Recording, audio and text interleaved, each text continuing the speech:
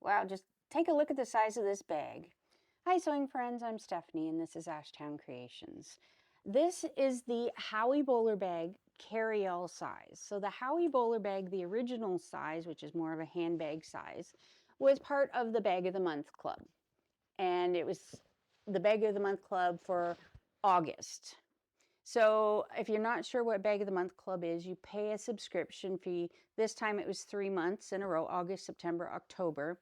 And at the beginning of each of the months, a different designer will put out their bag.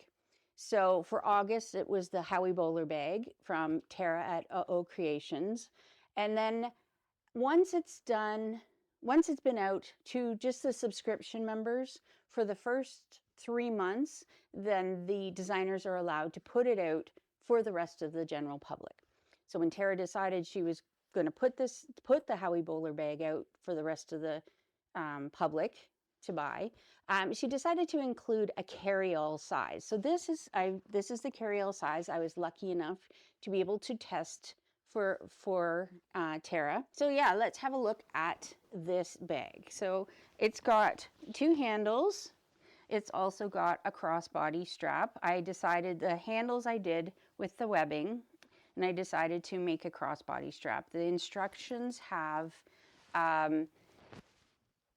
it written for webbing, but there is a supplement. So there's a supplement and there's a couple different things on the supplement. So on page 2 of the pattern, there's a little QR code. If you scan that with a device or click on it, it's a link to a page on UhOh Creations blog. And it's just a supplement for the pattern, and it gives you a couple different ideas if you want to make actual fabric handles or a crossbody strap. It's got instructions for that. It also had a little bit of, if you don't want to use, I used foam and fleece in this bag, but if you don't want to use foam and fleece with your vinyl cork leather, you can use Decaville Light, I believe is what it said. There's more around that. It also talks about, I don't know if it includes, because in the pattern, it's written with this bar lock. It's a wallet clasp. I think it's 7.5 inches. You need one of those. Or there's other options. I believe it's in there for the other options. Trying to think of what else. When you buy the pattern, go to page 2, click on that link, and you will see more information there. So the front of the bag, in this case, has a flap that closes with a bar lock, and it opens to like a slip pocket in there. So you need, if you're going to use a bar lock, then you need to have the ones that on the ends here, it's open, because it just slips on here, and this part needs to come out. I think in the beginning of the video I mentioned it's the flap, but no, the flap sits perfectly within the bar lock, but it's this part here on the outside pocket that needs to have the open-ended bar lock. And the bar locking, I got this one from Emmeline Bags. I have a bunch from other places, but Emmeline's the one that I know of that has the open-ended. You can also put in, some people have done flip locks, twist locks. I think there's like a half moon magnetic snap you could do. You might just have to adjust where this flap sits. Being that this one comes right to the edge, the bar lock is right on the edge. If you were to put a flip lock in, it would be down further on the pockets, which means you would have to probably move your flap down further. So that's on the front of the bag.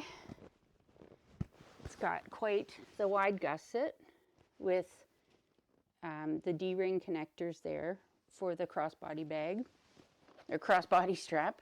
On the back, I've got a pocket. I think I mentioned already I used foam and fleece in here, and I'm feeling the bag at the bottom, and I kind of wish I had used some Decaville Heavy in the bottom. Some people have actually put purse feet on the bottom of their bag as well. So yeah, that looks to be the outside of the bag. It closes It closes with a double zipper, so you can open it from either side. Inside, I have added a slip pocket. I like slip pockets in bags, so I usually try and add them. It's also got a large zipper pocket. And this bag, if I haven't mentioned, is birthed. That's the way the pattern's written, but also in the supplement, it does say, give you instructions on if you want to bind your bag. So I birthed it. It's birthed through the pocket. I'm not sure. It was tight. It was difficult to get the bag through, but it is full of foam and fleece and the bar lock and everything. I think if when I make this bag again, I'm going to go with the Decaville light inside, Decaville heavy in the bottom, put purse feet on, and then I think I'm going to bind it. I think it would give it structure. Well, this bag is nice. I'm just thinking I don't want to struggle with foam, and there was a struggle. It's not hard. It's just a lot to work with. So, and I didn't get it out of my seam allowances, which I should have. It says in the instructions, keep it out of your seam allowance, and I didn't. So, yeah, I was lucky enough to test this, as I said, and I want to say thank you to Tara from UhOh Creations for trusting me to test her pattern for her and allowing me to do this tutorial video for you. I will leave any material links in the description box below. If you have any questions or comments, please leave them in the comments section. I'll do my best to respond as soon as I can. And yeah, so if you want to see how this bag is made, stick with me. All right, let's go through the pieces for this Howie Bowler bag, and this is the carry-all size. So we have here, I have cut this out of a vinyl that I got from Bodio. It's a green and it's kind of got a shimmer to it. So I've got two pieces here, one for each side. I've got Bosal in our foam that I've cut out for to be attached to this. I will attach it later. And I also have, there's two pieces of that, and I also have two pieces of the lining for the mane. This is an OtterTex waterproof canvas. Over here, I have two pieces of a linen cotton canvas that I got from Spoonflower, more foam to go in. This is the pocket, the pocket flap that goes over this. So that will come over here, and we will have our bar lock here. The front pocket, I have two pieces of linen cotton canvas cut out and two pieces of a fleece. I don't have fusible fleece, so I will be gluing it on with a spray glue. And then I have the pocket lining, which is this OtterTex waterproof canvas. All right, so here I have more of the vinyl. I decided to do, this is the gusset piece. I've decided to do the gusset piece in the vinyl. I didn't have enough of the linen cotton canvas to do that. The pattern does show it with this accent piece along the bottom. Unfortunately, I didn't have enough. So I'm going with the vinyl. And so I've got one piece of the vinyl for the gusset. I've got one piece of the OtterTex waterproof canvas. And I also have this foam. I didn't have enough length in the Bosal foam, so I thought I would this is from Galaxy Customs. I want to say Pretty in Pink. I'm not 100% sure what it's called. I will list everything, all my materials will be a link in the description box below. So this is the pink foam that Galaxy Customs sells. Now I've got the zipper gusset, so I have the two exterior in vinyl. I've got two pieces of foam and two pieces of the waterproof canvas.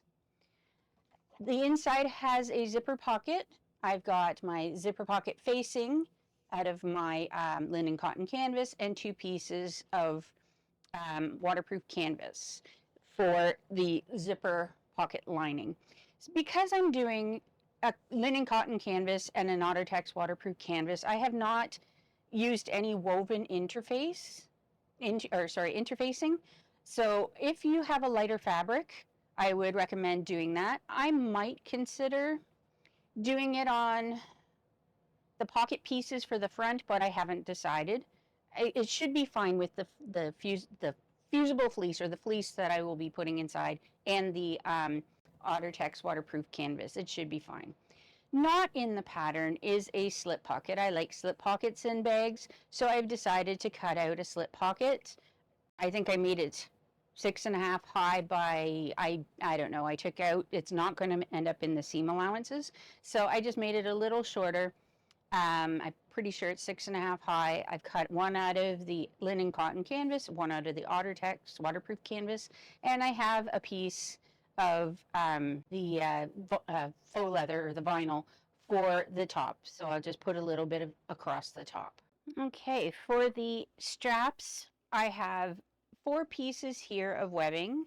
So for the parts attached to the bag and then the handles, I've decided to go with the webbing as it has it in the pattern. So I've got the 4 pieces of webbing and 2 pieces for the handles. For the crossbody strap, I've decided I'm going to do it a combination of the vinyl, faux leather, and the fabric. So I've got 3 pieces here that I will need to sew together on the 45-degree angle to make the strip long enough. I'll be folding these 2 into the center, and this one I'll be folding the sides in so that I can do it as a strip down the center of the crossbody strap. With the crossbody strap, I've got 2 swivel hooks and triple, like the tri-glide or the slider. I've got 2 pieces here for the crossbody anchors with the D-rings. I've got my 4 rectangle rings to go for the handles. For the front pocket, I have a bar lock, and it has open ends. And you want to have open ends because it will need to, the pocket flap will extend. My understanding is the pocket flap will extend beyond, so you need to have the open-ended version.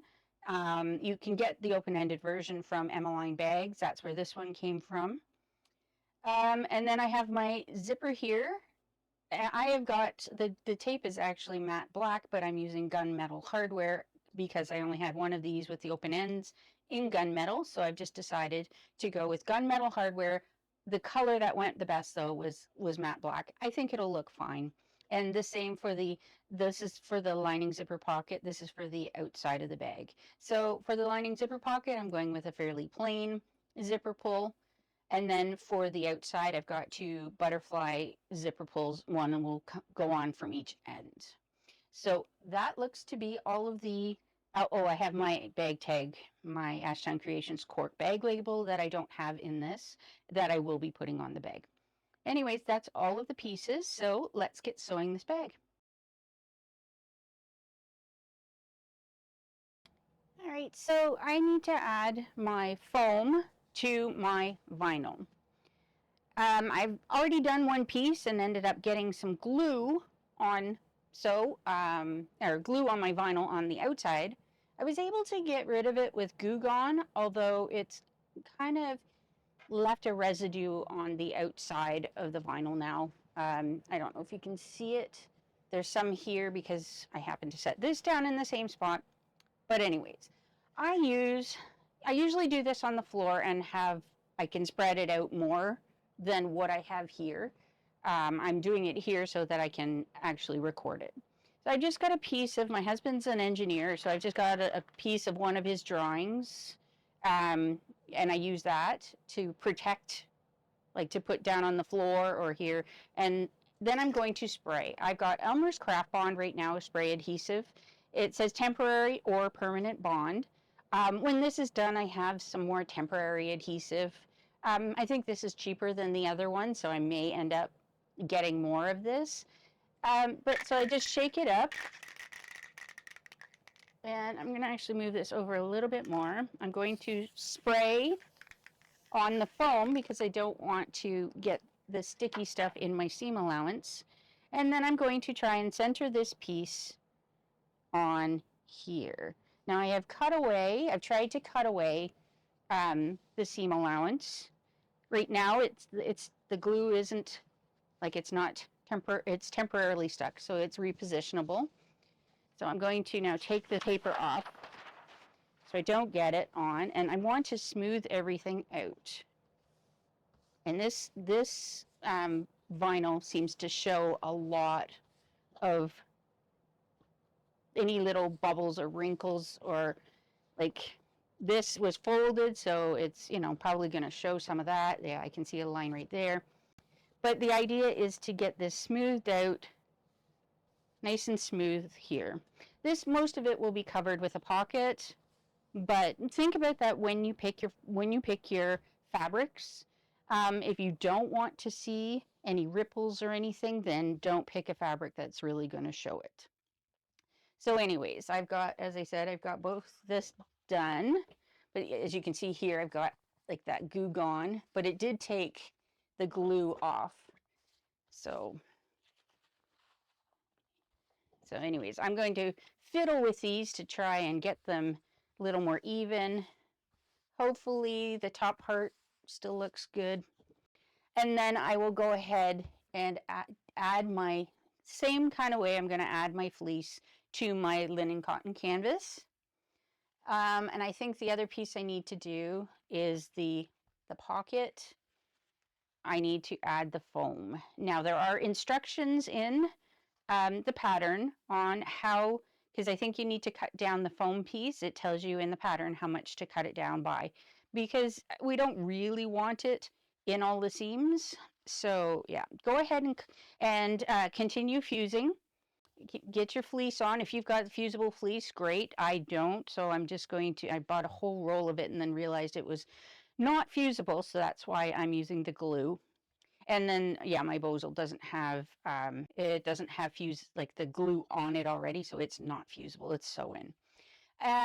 This, oh yeah, I guess there's one more thing that we will have to fuse, or like glue the foam on or fuse the foam on, and that will be our gusset. All right, I have everything fused. The one thing I did forget about mentioning earlier are the recessed zipper panels. You need to fuse the foam to that. I have cut it down so that it's out of the seam allowance. With the zipper, I don't like having foam that in with the zipper, so hopefully I've cut enough off that it cuts it out. So everything is sort of fused on now. I may have to go around and add some more. With the front pocket, don't forget, in the instructions it says this piece is supposed to be down so much from the top edge. So don't forget about that, and it looks like I need to trim up. I didn't quite get the foam up high enough, which is probably fine. As long as it's not too high and gets in that seam, you should be fine. So I need to go around on my fleece, trim up the fleece, trim up the foam, and then reattach anything that's not fused very well. So like hoping I can get this to stay. I've tried a little bit of glue stick, but it doesn't seem to be sticking. So I'm not sure how I'm going to get this. The only thing I'm not overly concerned because this will be covering it. So now that we've got everything fused, make sure that you've got all your pieces marked. So there's there's markings on the back of the main pieces.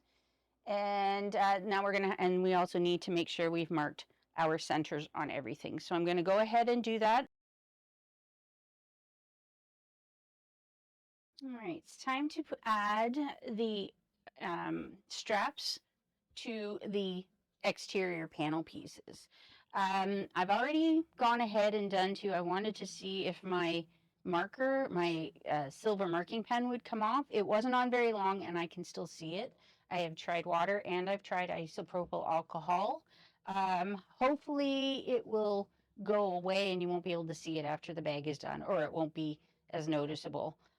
I haven't marked it yet because I don't want it on very long. So I'm going to go ahead with the straps first.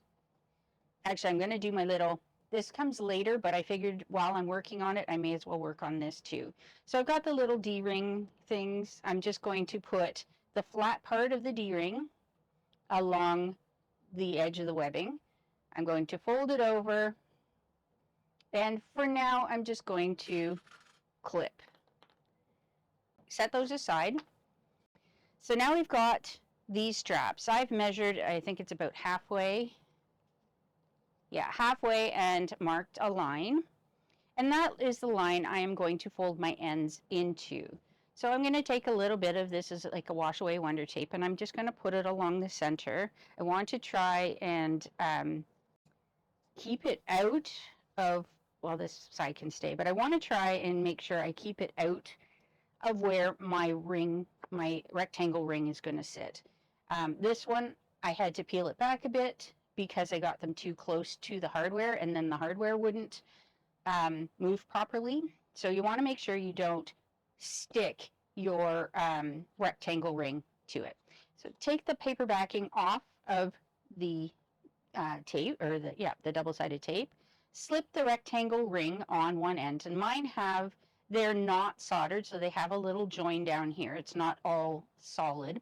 They have a little join, so I want to hide that join with my webbing. So I'm just going to put it on so that when I fold the webbing back to the line, trying to keep it even, it's going to hide that split.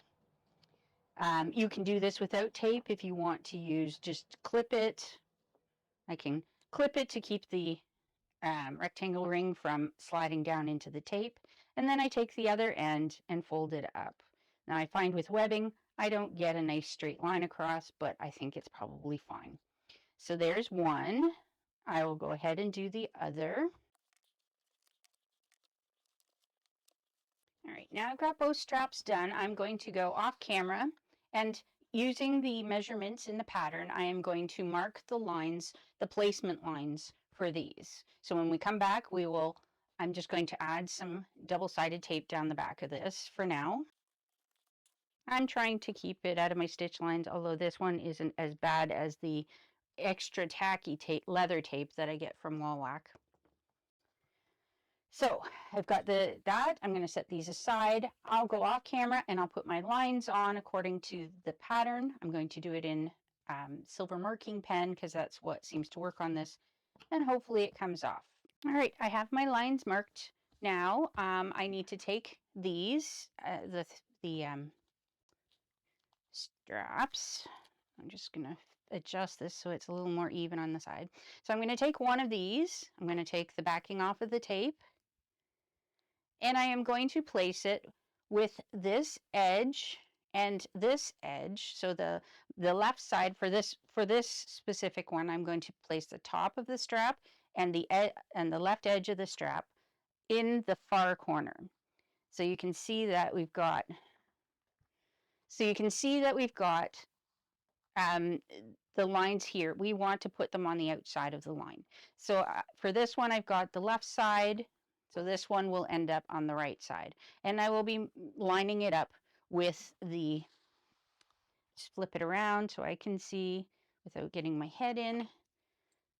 So for this one, it will be the right side of the connector and the top edge along the horizontal line and the right edge along the vertical line. Now that I've got these in place, I'm going to take my cloth. I'm actually just going to jump right to the isopropyl alcohol and then take some and start taking off the lines.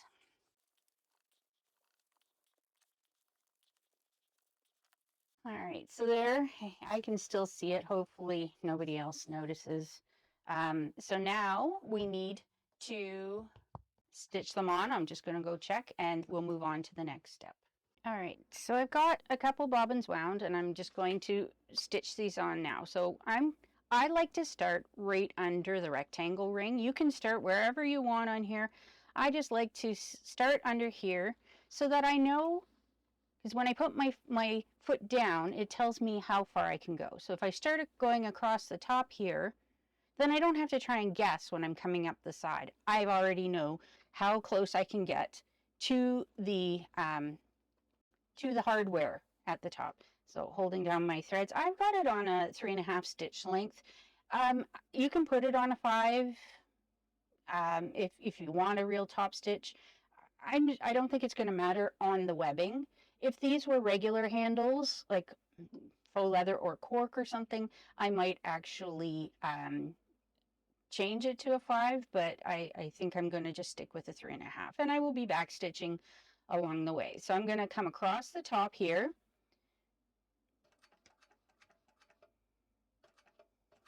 get close to the edge. I'm just going to turn it to see how close I am to the edge. I think I can come over one more, or at least half of a stitch. There. I'm going to turn mine backwards, and I'm going to hold my reverse lever, and I'm going to go back 1, 4. That should be enough. Usually with a 5 stitch length, I don't have to, I can just do 3. But so now I can go forward and not worry about it getting caught. Skipping, because I was skipping stitches, I'd end up getting skip stitches at the top if I just tried to turn and come down. So when coming off the hardware, it would end up skipping the stitches on me. So just come down, go across the bottom, come back up here, back and forth a couple times to hold it in.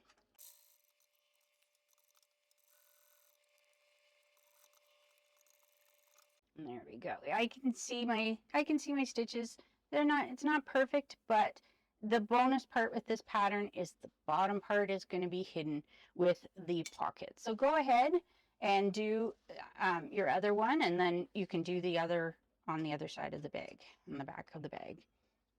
So I'll just do this one and then move on to the next section.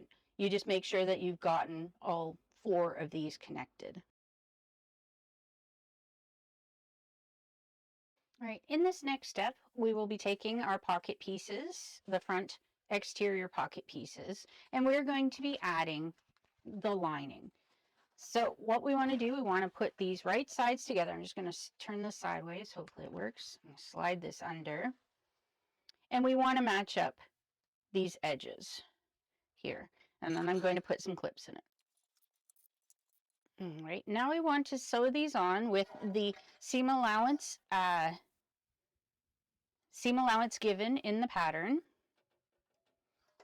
Trim off any excess. I'm going to just trim off excess fleece I have on this part. I did it along the bottom, but I forgot to do up here. So I've got excess fleece here. So put this back, and then we're going to stitch this on with the recommended seam allowance. And I'm just going to start with do the full seam allowance starting from the edge. We're really not sewing anything except maybe sewing the fleece in place. So, and I'm going to do it with a 3.5 stitch length.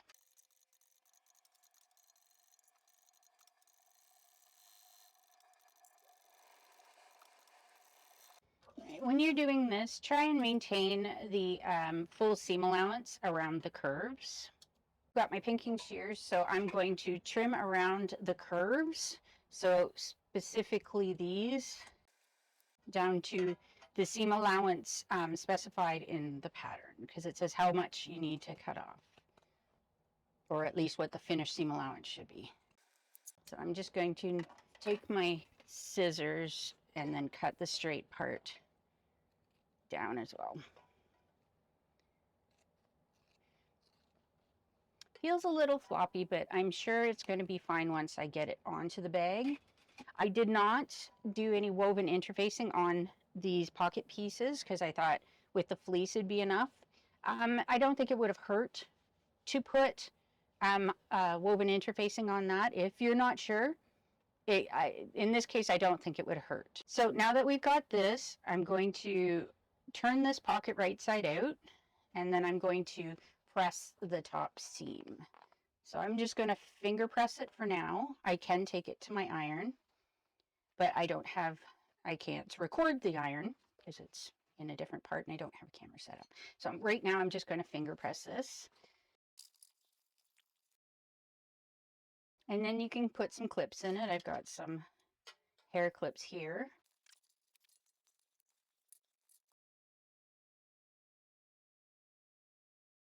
Now I'm going to take my bar log, and I'm going to just take the male piece for now, and I want to test fit it along here.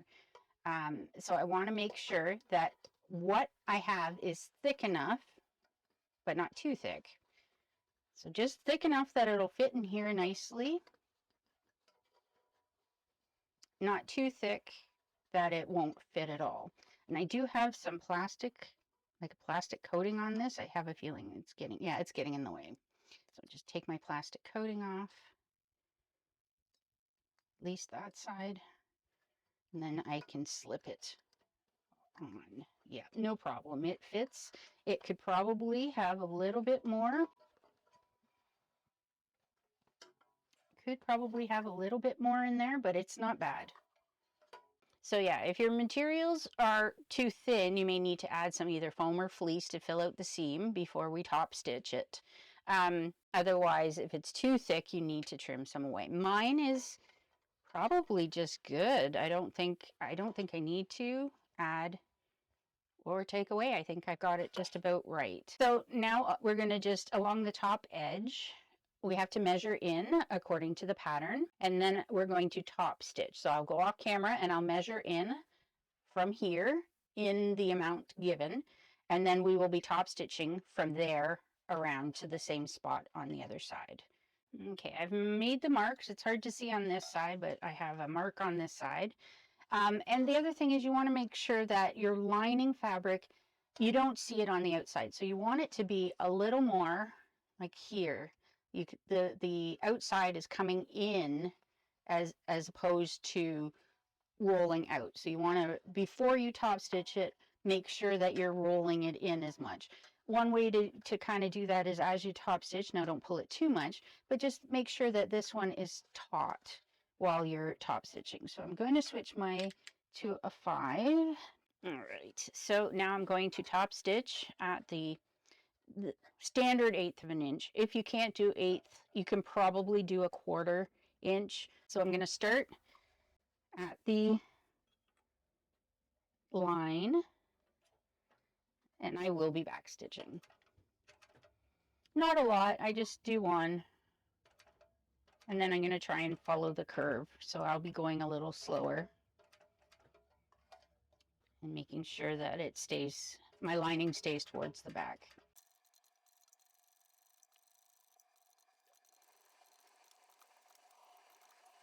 All right, there we go. Clean up your threads.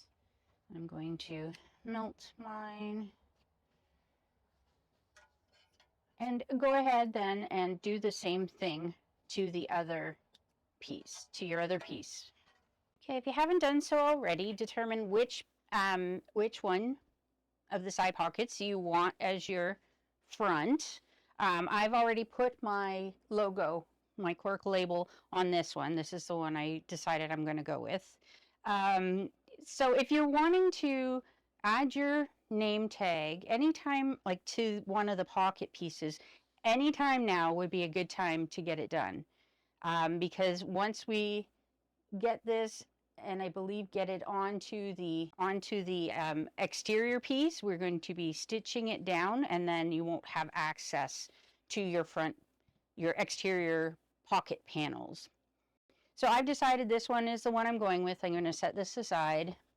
I've got my male piece here, and I am going to just right now fold this in half and try and find my center. And then with an air erasing pen, I'm just going to try and mark the center, because we really would like the wallet, the bar lock, we want it somewhat centered. So I've got that there, and I just was able to slip it on. Now with the top stitching, it shrunk it a bit. So I think it's still going to be fine. We're going to be putting glue in it. We're going to be putting screws in it, but yeah, just remember when you are dry fitting it the first time that mine fit nicely, but when I top stitched it, it got smaller. So I really probably should have a piece of, I don't know, Decaville Heavy maybe. All right, I ended up adding 2 pieces of very thinly cut. This is Decaville Heavy. So I cut 2 pieces of Decaville Heavy, a little bit shorter and a little bit more narrow, not as deep as this. So, and I put them both on the back.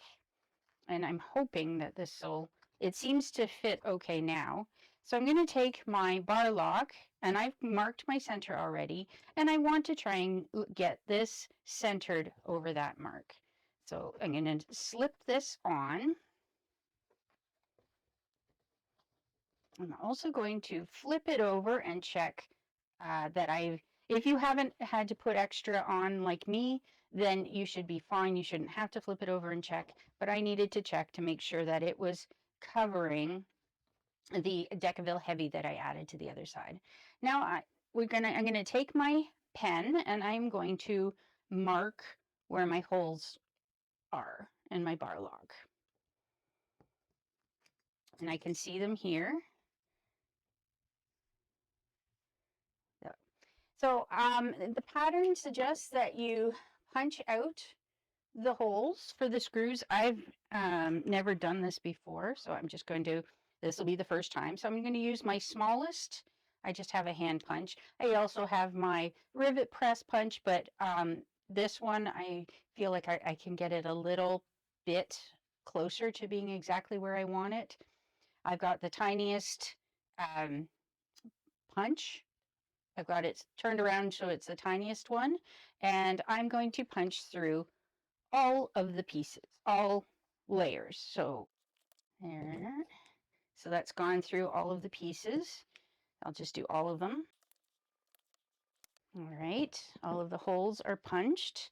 We're going to be putting glue in, but if you feel like you're using quilting cotton or even like this linen cotton canvas and you want to put what's it called? The fray check. If you want to put fray check in those holes, you can go ahead and do that. I'm putting glue in, so I'm really hoping that it won't fray with just the glue in there. So I've got this high tack permanent adhesive, and it's ideal for bonding non-porous embellishments. I've had it for quite a while. It dries clear and is washable after 24 hours. So this is what I usually use for my metal clasps. So I'm just going to go along, and I don't want a whole lot in here, but I want enough that it's going to catch and hold, because I'm gluing this. I want to make sure that this stays on, and my glue is goopy. Try not to get it on the outside of your bar lock. And I'm just running glue down the center of this male piece. Usually it comes out a lot nicer than this. All right. First, just going to I got some water and I've got my cloth ready. I'm actually going to wipe off. So just get a little bit. I'm going to wipe off some of this that's on the outside. And now I am going to position this so that it is down on the piece, centered. Make sure no Decaville Heavy is poking through, and matching up the holes that we've punched. Trying not to move it too much because I don't want glue all over the pocket piece, just on the spots where the clasp is going to be. So it looks like it's covering the back. And there we go. The holes seem to be all lined up. Now I'm going to screw in the little,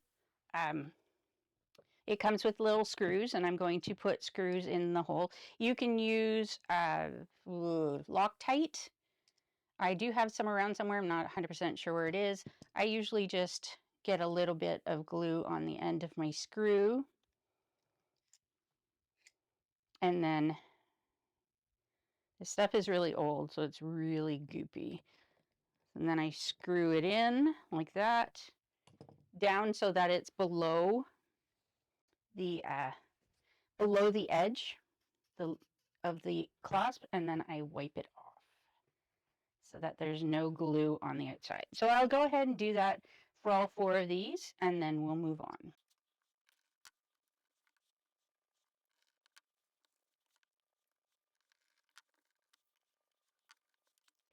I'm just going to take my cloth now and make sure that all of the glue is all cleaned up. So one thing with these bar locks, now Emmeline, this is from Emmeline, and her bar locks are really good. Some bar locks, you'll need to go through and test your screws in the holes before doing all of this. But with Emmeline's bar locks, it's fine. Some of the other ones that I bought from like Amazon or AliExpress or whatever, I can go through 10 screws and none of them will fit in the holes. They'll get part way and then it won't. But this one is a good one. And as we've mentioned before, you need the open end so that it can do this. All right, now we're going to add the exterior pocket panel to the main piece. So pick one of your main pieces and whichever pocket panel you want to start with. And we're going to line it up. So I do have a line here for the center from when I was putting my cork label on. So then I'm using these marks as center.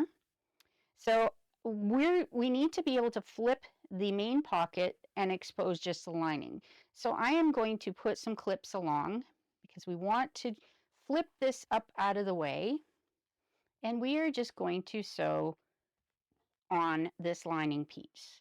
Now you could probably use some your tape, wash away wonder tape if that's what you need.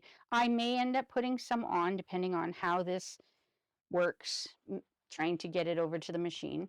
We need to get this up away as far as possible or we want to get up as close to the seam as possible. We're going to stitch down across and back up. So we need to be able to expose all of these and sew through it. And we're sewing through it with the full seam allowance. So the full seam allowance, if it's more than your sticky tape, then you should be fine to put some sticky tape down because this part will come down after and we'll base that on. So you won't be able to get in here. So if you leave tape in there, it should be fine. I may do that actually. I'm thinking I might do that because it's going to be difficult to keep it in place while we pull this, especially with the heavy log.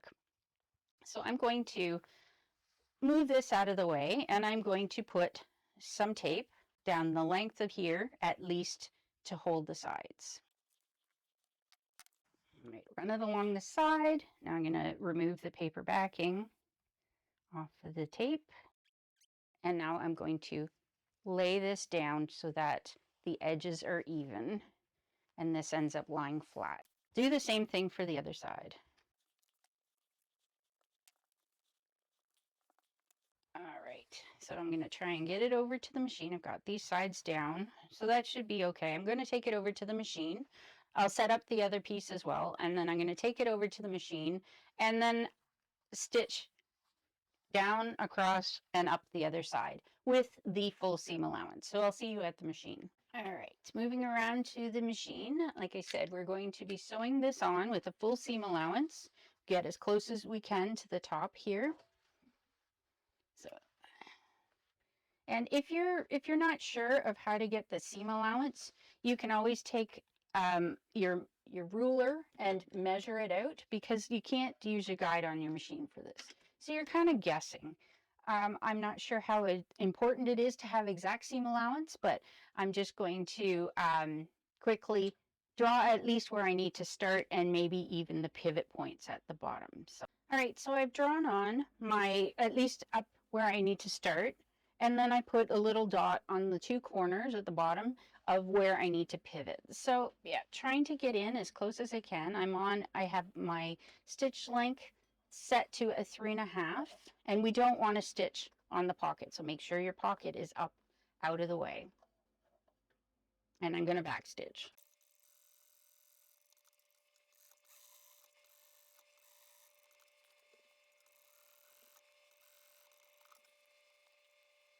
All right, now that we've got that down, I'm going to baste the pocket in place. And actually, I think I might, if I didn't have the hardware on there, I think I'd baste it upside down, but I'm going to guess. I'm going to guess as close as I can. This does hang over a bit, but it'll be fine. So I'll just do 1/8 of an inch, and I'm going to change it to a 5 stitch length because just basting. And I'm going to go all the way around the pocket.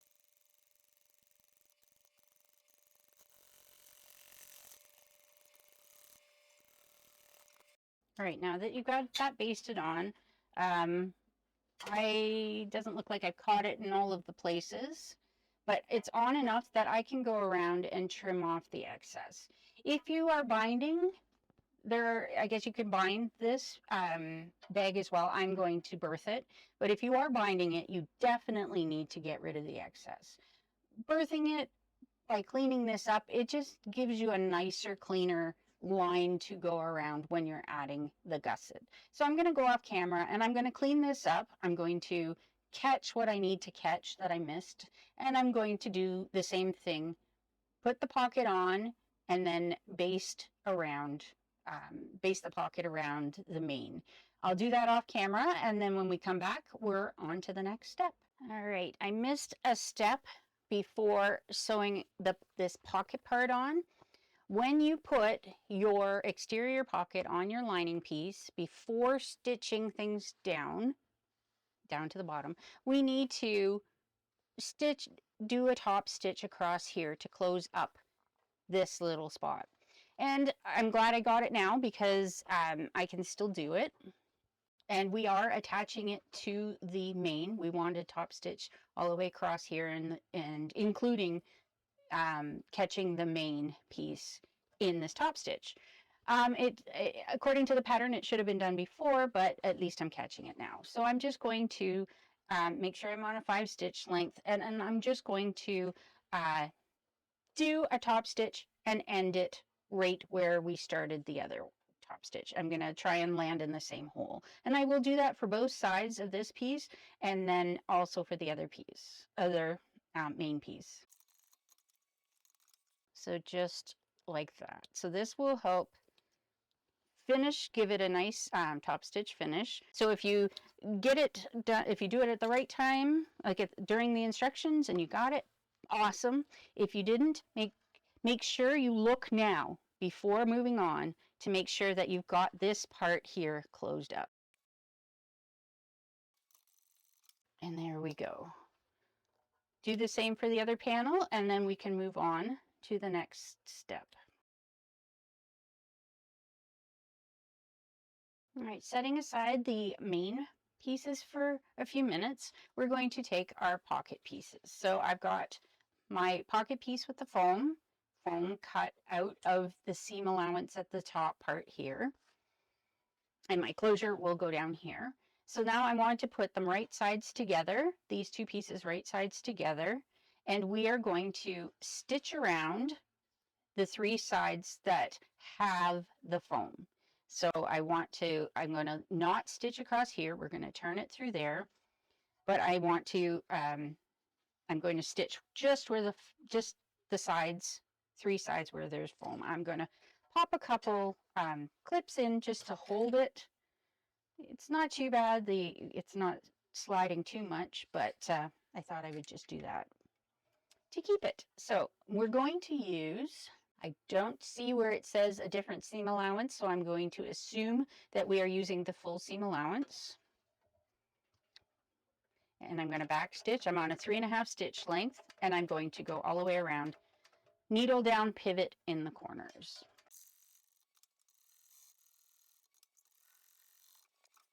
Now that we've sewn it around the 3 sides, I'm going to trim the seam allowance. Where are my scissors? Here we go. I'm going to trim the foam out of the seam allowances. So just hopefully it's not permanently adhered, but yeah, so I'm going to cut it as thin as I can without cutting my actual exterior pieces. So like that, I'm going to do that for all these sides.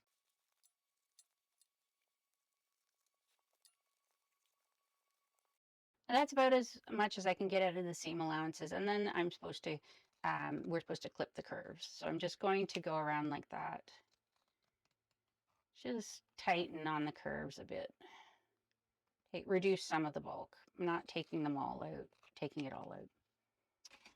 Okay, see how this goes. Maybe I'll have to try and trim more out of the corners, but for now, I'm going to stick my thumb in to the corner and then turn it right side out. I'm going to I usually have a screwdriver for this, so I may just try this one and see. Gently poke out the corners.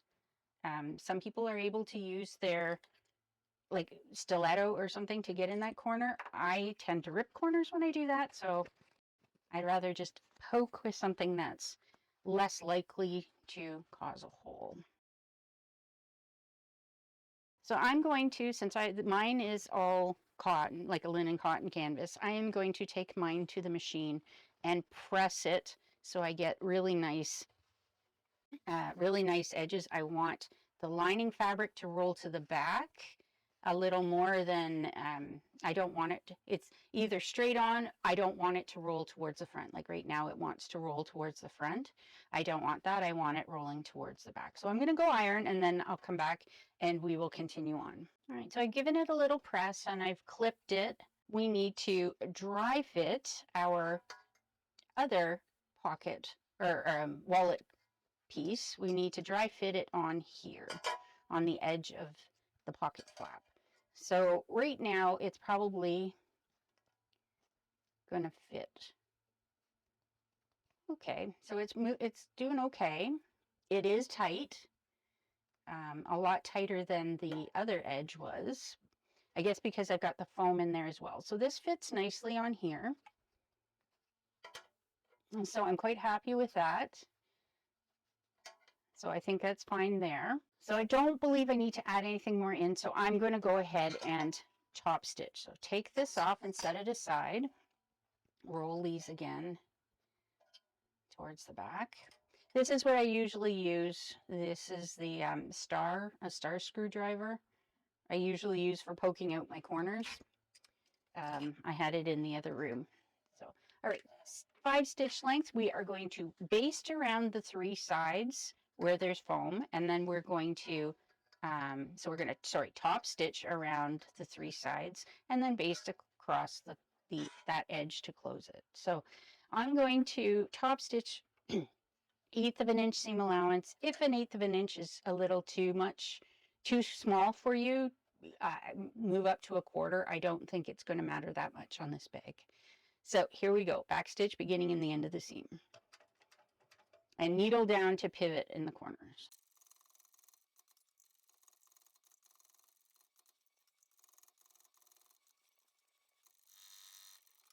So there we go, I've got this all on. Yeah, all top stitched and basted. Now I need to install the other side of the closure, the one we just test fitted.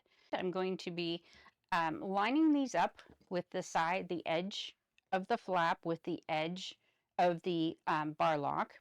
I'm going to mark, and right now I'm just doing it on the back. I don't think it matters whether you do it, well, yes, you need to do it from the back because you want the screws on the inside. So this is the back of my flap.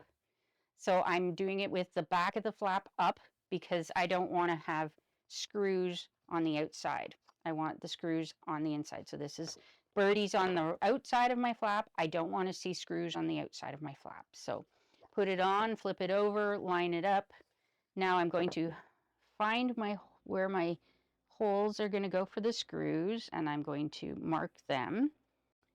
And I need to put this back on because I also need to draw where I need to cut out for the male portion to come through. So the male portion needs to come through like that. So I have to cut out this part of the flap so that the tongue of the flip block can go through it. So I usually use one of my presses. I use them for rivet presses, but I also have these plates that I got. Now, I got them from Debbie Hunker, Dudabug. I don't remember the full name of her business. If she still has them, I will link them in the description box below. But I like using these plates with, so they just pop in like normal. And I use them with this punch set that I got off of Amazon. So I'm going to take the top one and then flip this over and screw this one in. There we go. And now I need to find one of these punches, dies, that are about the right size. So I don't want, I can't, so where, I don't know if you can see this. So where I've got it marked here, I don't want to go too far down. On the bar lock piece, there isn't a lot of room between the bottom here and where the hole starts.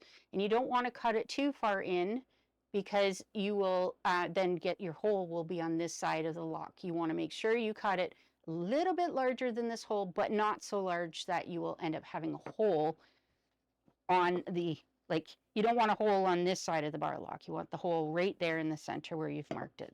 So you could do it a couple different ways. I'm just going through finding my pieces that, and I'm putting it over top of the hole that I marked.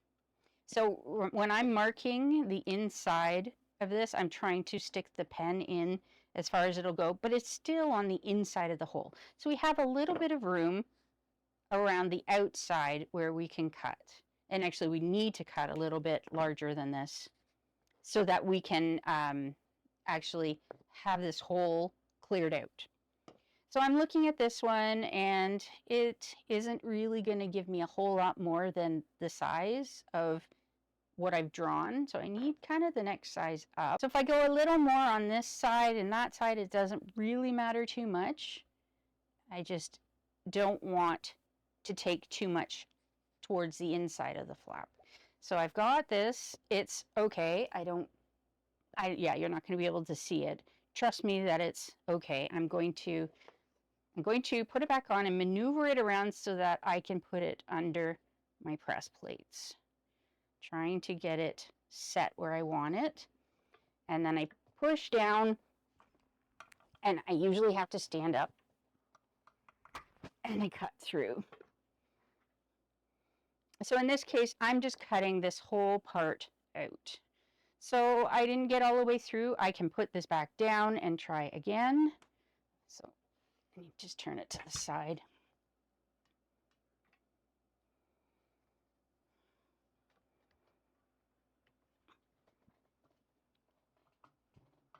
It doesn't sound like it's going to go through the rest of it. So I will put this off to the side and just grab, I usually grab snips or little scissors or something, and I try and cut around.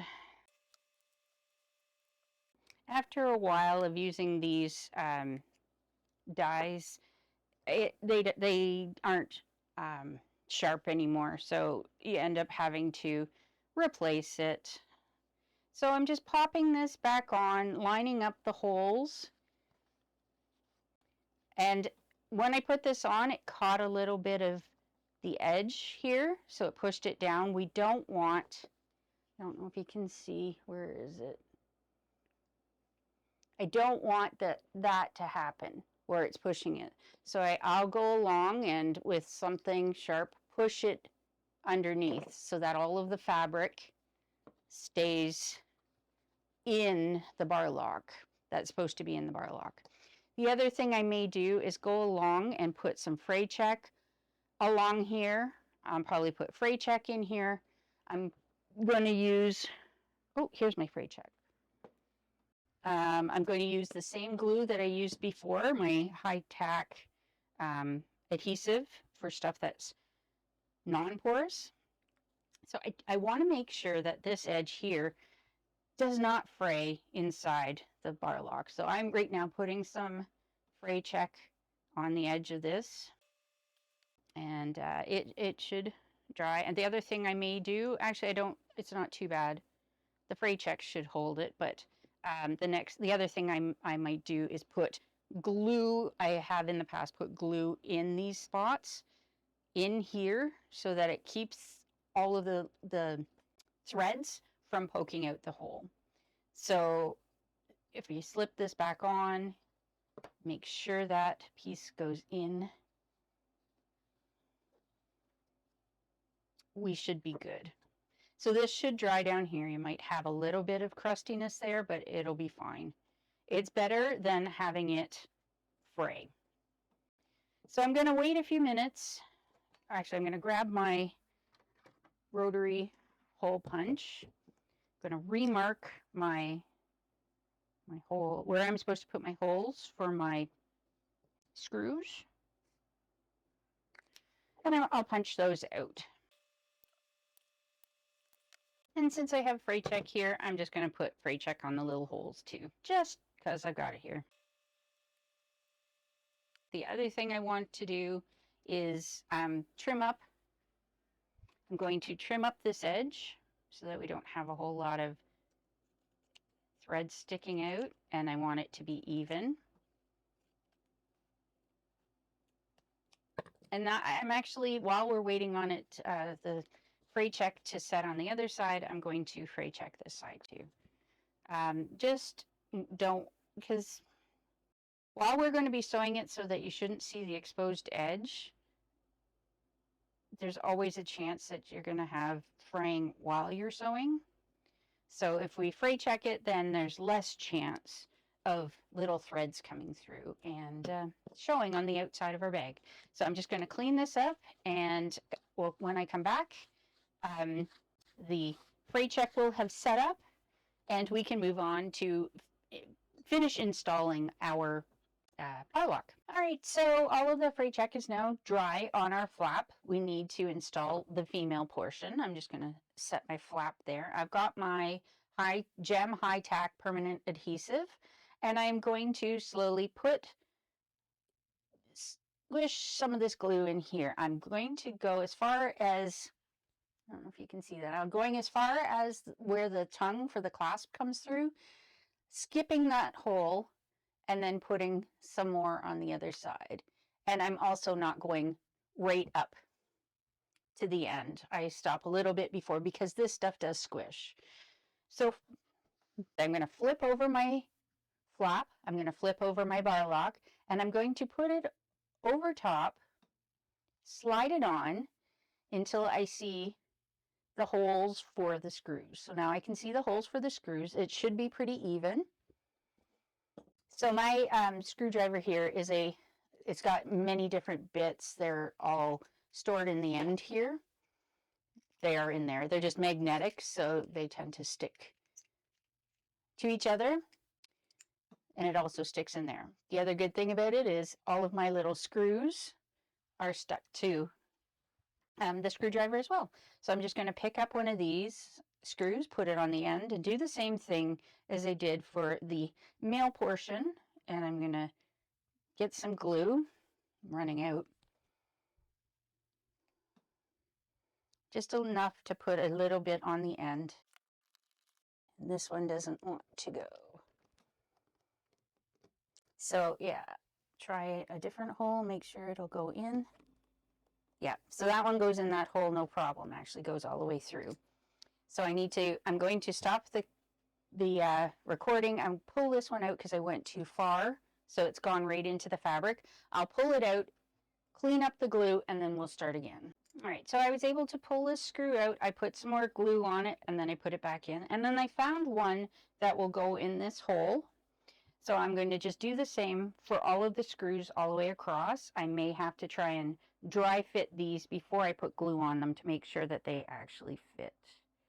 I don't usually have issues with Emmeline hardware. Usually it's really good. This one was just a little tight. It didn't take much to get through the tightness once I actually pressed a little harder. I don't like pressing hard because you can strip the little screws, and then you can't, it's really hard to get them out. So I recommend testing all your screws before. I think I mentioned this before. Testing all the screws before. And if you get to a point where it's really too hard, don't push too hard to keep on going. Sometimes you have to give a little bit of muscle to get through, but if it's too much, then just skip it. So that one was okay there. I'm just going to try this one just to make sure. Yep, it's fine. So put some glue on here and in. I don't want to screw it down too tight because it can go right in the hole, and then you lose the screw inside the wallet. So I'm just going to clean up any excess glue I have on here. and any fingerprint marks. So I'm going to grab this piece here, and I'm going to make sure that it fits. And yeah, everything seems to be okay.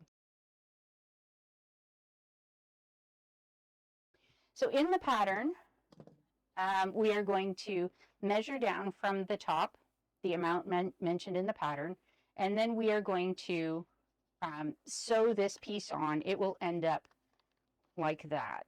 Because we want this part hidden. And so we'll measure according to the pattern. So I'll do that off camera, and then we'll come back. And if I didn't mention it before, I won't be putting the handles on until the end. I don't see any reason to put them on right now, and I just know myself that it'll get in my way and then I'll be frustrated. So in the pattern, these are already on, like your handle part is already on by this point. If you're following the pattern, if you're decide like me, you're not going to, then you put them on later. So we'll put those on later. Anyways, going off camera so I can make the mark, and then we'll be back. All right, I don't know if you can see it. I have marked a line across here, the amount specified in the pattern down from the top. That's where we're going to line up the flap. So now I'm going to place the flap. Actually, I'm going to find my center. I should have found the center on this before. So find your center, and actually I'm going to mark the center here. All right, so I should have marked my center here and my center on my flap before starting this, but I didn't. So we are going to put on the front, I didn't even see that. So on this line, we are going to end up putting our flap wrong side up first, and then pull it down and stitch it in place down. So I'm going to flip it over right now. I'm going to use some double-sided tape. This is like a version of Wash Away Wonder tape. It's not actually Dritz or whatever the regular brand is. To do it backwards.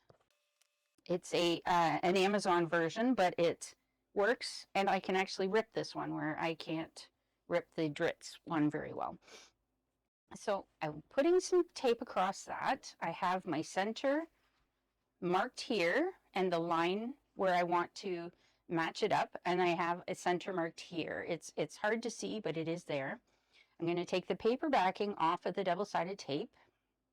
Now I've got the tape on there. I'm going to match up the center mark and lay this flap piece down along the line I drew. Got the flap under the machine, and we're going to stitch it on at the with the seam allowance given. And I'm going to use a 3.5 stitch length because I want this to make sure it's on securely. And I will backstitch, but I want to make sure that I keep my stitches inside the width of the flap. I don't want to go outside of the flap. So just keep it inside the width of the flap.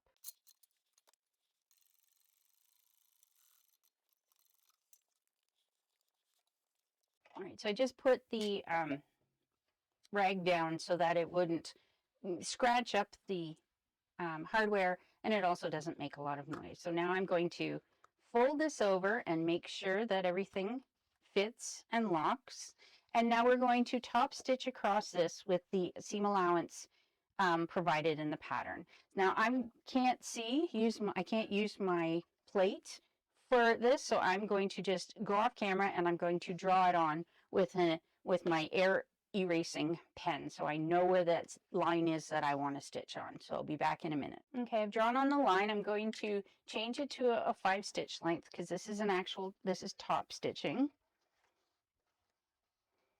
And get it under my needle, and then I'm going to stitch across on the line. And again, I'm going to stay within the flap. I don't want to go outside of the flap. I'm going to backstitch at the beginning and the end of my seam. And there we go. We've got the flap on, and hopefully we've covered most of it. See, this is why I'd wanted to trim or get rid of as much of the threads and put on fray check, because I must not have gotten it quite deep enough here. It's good enough. I'm not taking it out. I don't know how many people are going to inspect it that well. I did put fray check on, but over on this side I can see this, so I should have I guess didn't measure. I don't know, I thought I measured it. It looks pretty flat. So anyways, there is always the chance when you do a flap like that that you may end up seeing some of your threads coming through.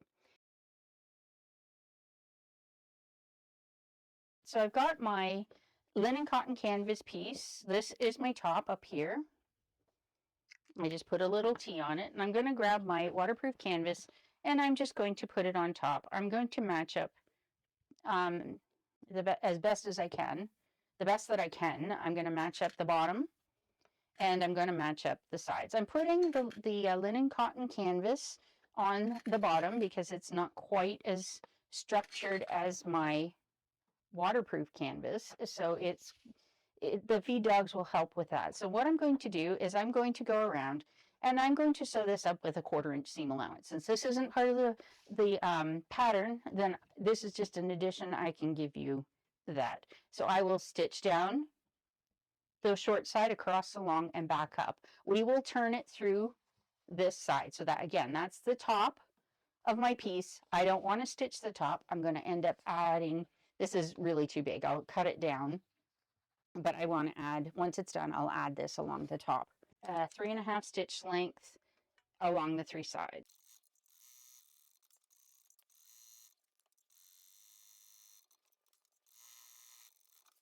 Okay, so I'm just going to trim the corners a little bit. So now I'm going to stick my thumb in the corner and I'm going to push it with my forefinger and try and push out the corner the best that I can. And now I'm going to stick my screwdriver in and try and pop out the corners. Do the same for the other corner. There we go.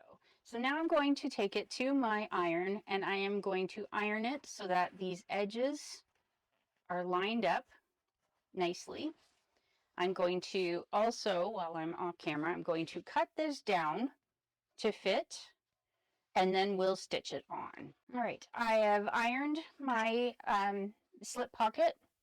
I'm going to top stitch this or baste this closed, but I've also cut down my piece of vinyl. So I just usually cut mine about 1 inch wide by however long I need.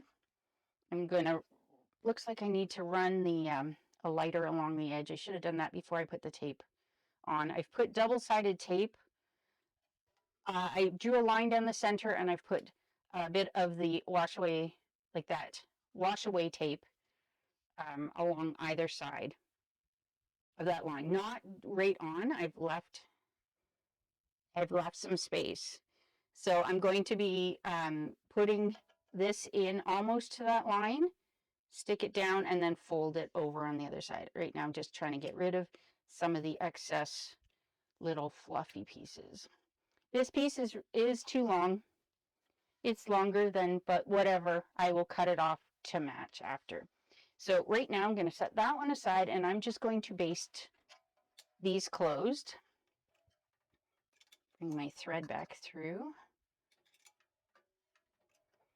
So 5 stitch length and then baste the top.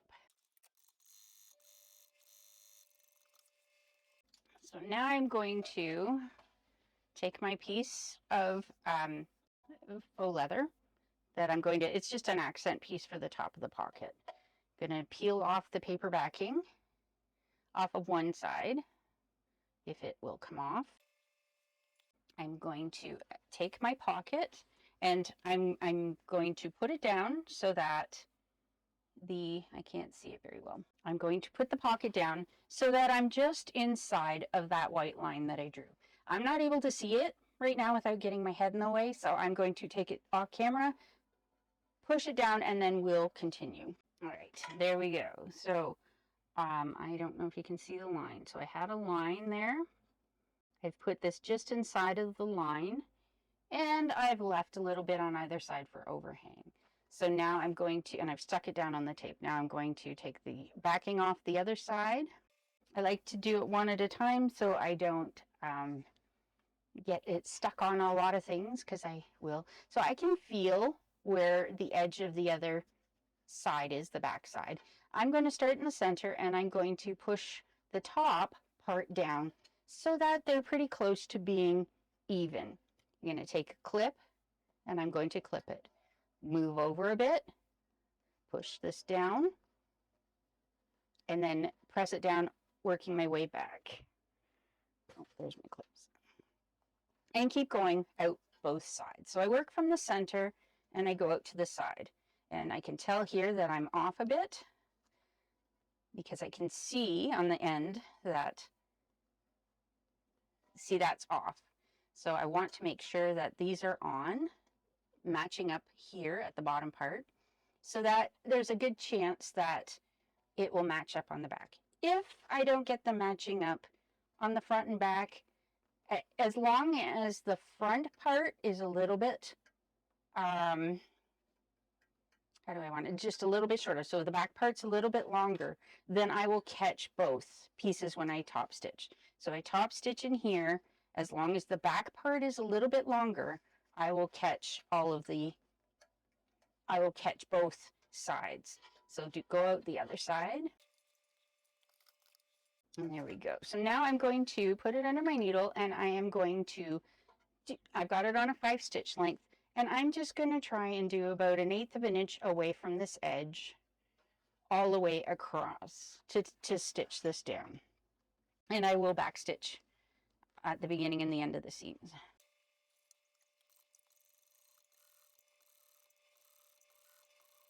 Okay, so this faux leather isn't the easiest stuff to stitch. It wants to stretch. I'm not sure that I would put, yeah, my machine's not liking it. So I'm going to have to go and redo this. Not sure why it's not liking it, but it isn't. So I'm going to adjust them, to do some tension adjustment, and then I'm going to restitch that on. I'll do this all off camera. You don't need to see me restitch it.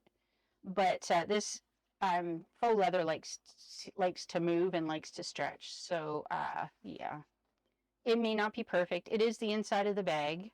So, but I would not ever leave it like that on the back. All right, so it looks like my machine does not like that double-sided tape. So it's supposed to be wash away. Now I know with the actual wash away Wonder Tape, I can just add water and it will go away. This one did not. This one is the one I got from Amazon. It said it was wash away, but it didn't actually go away with water. So what I ended up doing was taking the other strip, or the other accent strip, yeah, off, taking all of the tape I could off, and then I cut a new piece and restitched it. I still have a little bit of a tension issue there, but otherwise it went through okay. I adjusted my tension on my top thread as well, trying to get through it. So it's gone through a little bit of this tape before and been fine, but I guess 2 rows, or like double thickness basically of this tape that's supposed to be washed away, that doesn't really wash away, it doesn't like. I do have I have this stuff called So Smooth for super smooth hand and machine sewing. It's like now I can't remember. It puts a little coating on it, silicone coating. I have it already on my needle, so I was trying that, but it still doesn't like it. So whatever, I managed to fix it. Luckily I had more of this. It's not perfect, but this is inside the bag, so I'm just going to go with it. So now I'm just going to go through and trim off the edges on either side. That's the overhang. Okay. All right, so we got the table view. I'm going to put this on here and try and center it. I guess I can mark the center. So I would say this is the center of the bottom. And I have, when I made the snips in the bottom, I'm just kind of creasing it. So I just need to worry more about the bottom, lining up at the bottom. So there, I'm trying to center it across. I made it so that it would stay out of the seam allowances. A lot of the times when I put slip pockets on, I'll put it and just into the seam, but it's already got lots of stuff going on in the seam, so I thought I would do it this way. All right, try this again. So I added a line at the bottom. It's 1.5 inches, I believe, 1.5 inches up from the bottom, and I put a little mark for the corner there and a little line up there so that it matches up. So now I'm going to try and slide it under my machine, keeping everything lined up. And I'm going to stitch it down. I'll back stitch beginning and the end of the seam. And I'm also going to use a 5-stitch length, and this is a top stitch. So here we go.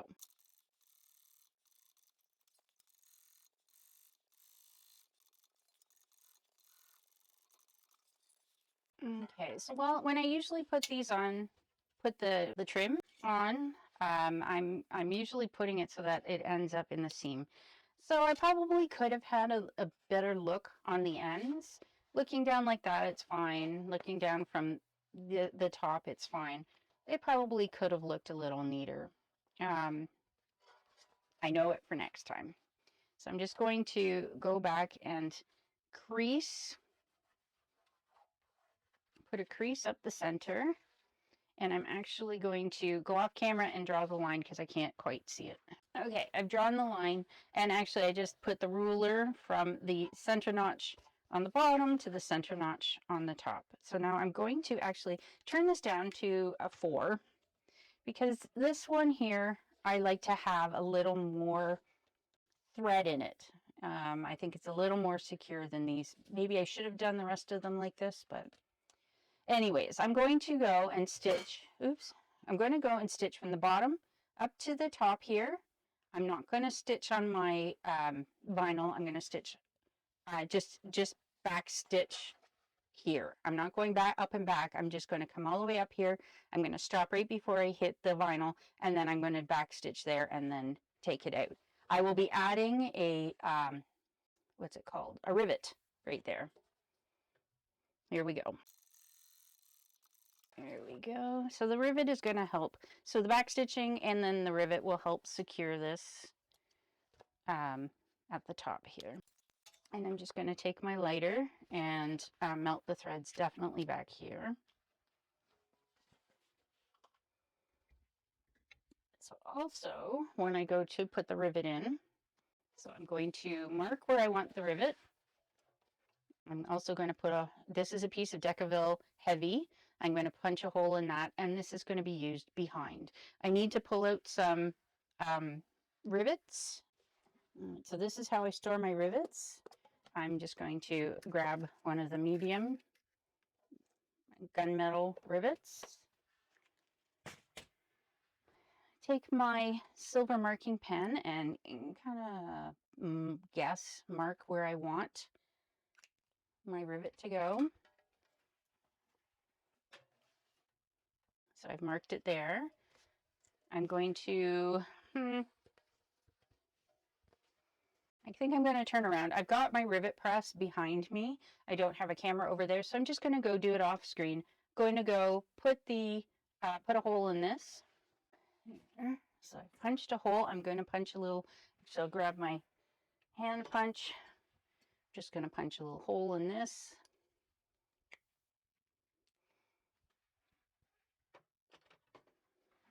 Going to take my rivet. This is a double cap rivet if you haven't seen one before.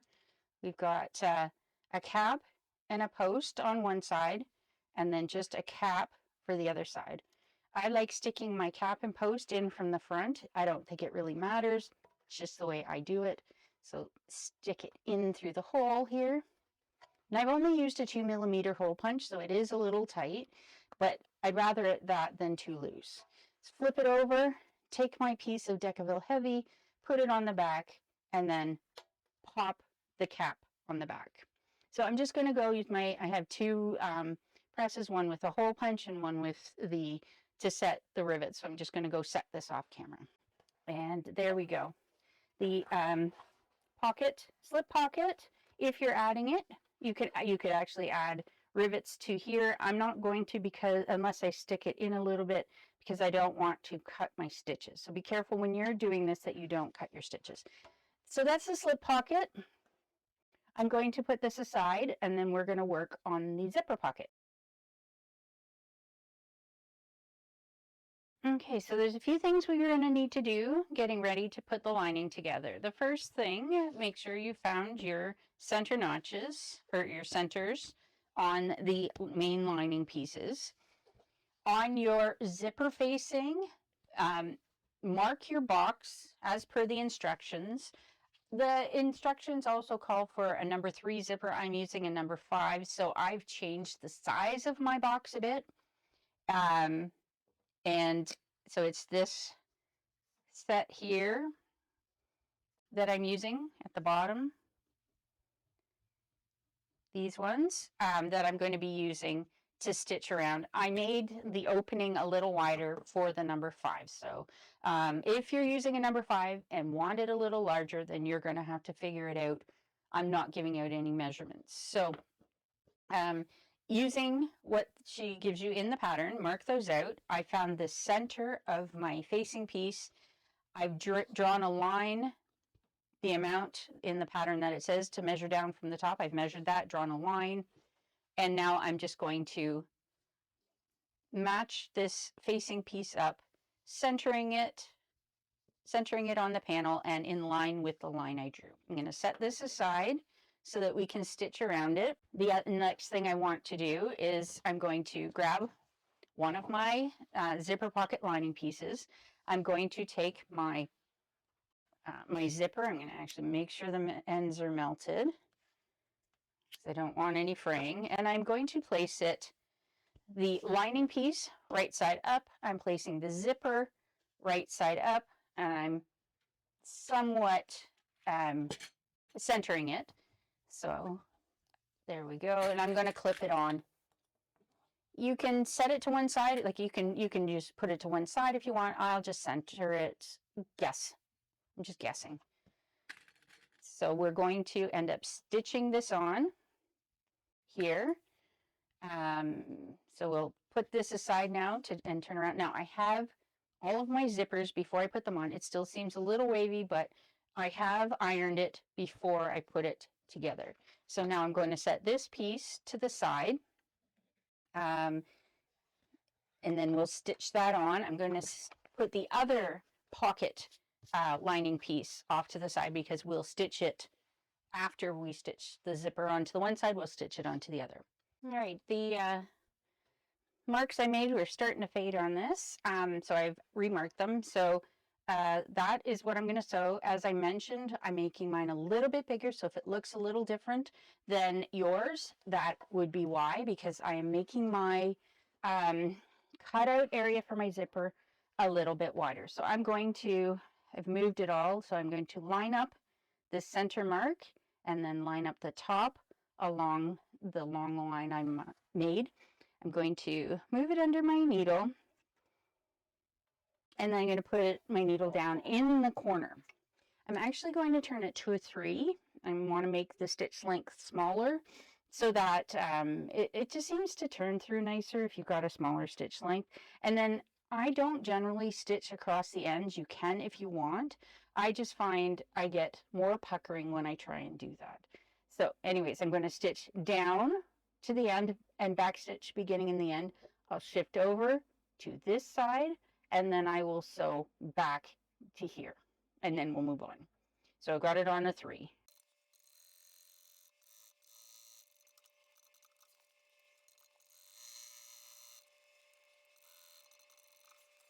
All right, so I'm going to put this aside. All right, so for the zipper pocket part, I'm not switching out my zipper foot, so it's going to look a little funny. I'm going to be switching, or I'm going to be stitching from the opposite side. My foot is a little narrower on this side. So I've done this in other videos, but if you're new to my channel, welcome. And yeah, I don't like switching out my presser feet, so I'm being a little lazy here and just stitching it on like this. Now I'm going to just move it to a 3.5. And then I'm going to just run the edge of my presser foot along the teeth, trying to keep it, this edge, in line with the pocket.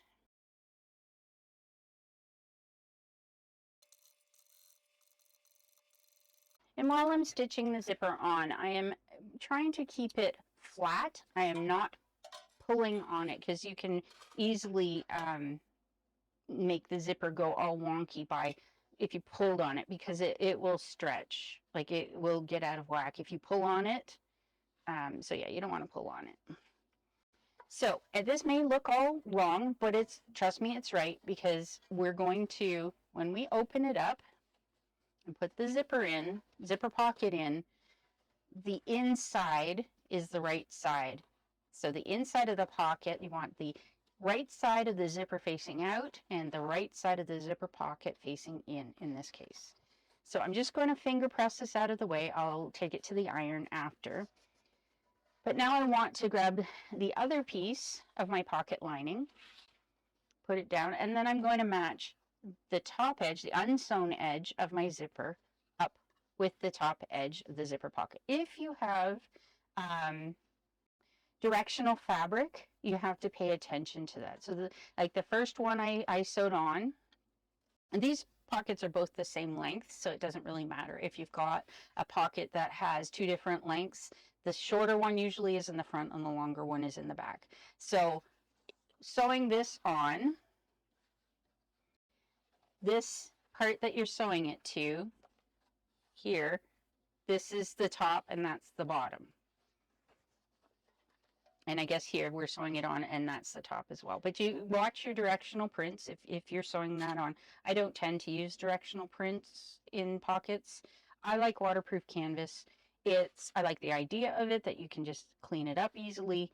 I like that I don't have to interface it. And yeah,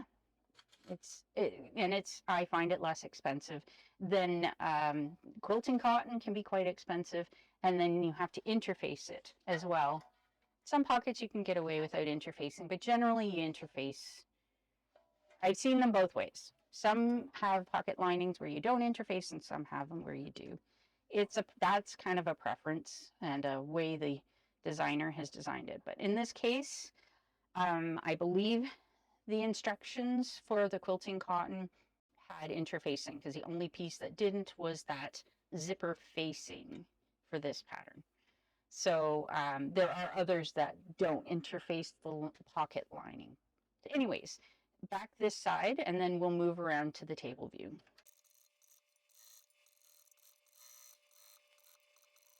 I think I forgot to mention when I was putting, it's just automatic for me to do it. When I put my zipper on this piece along the edge, I also try to match up the edges here so that they finish, like they're in line with each other. It's not all offset. Like you don't want that when you're sewing your pocket. You want to have these edges matched up.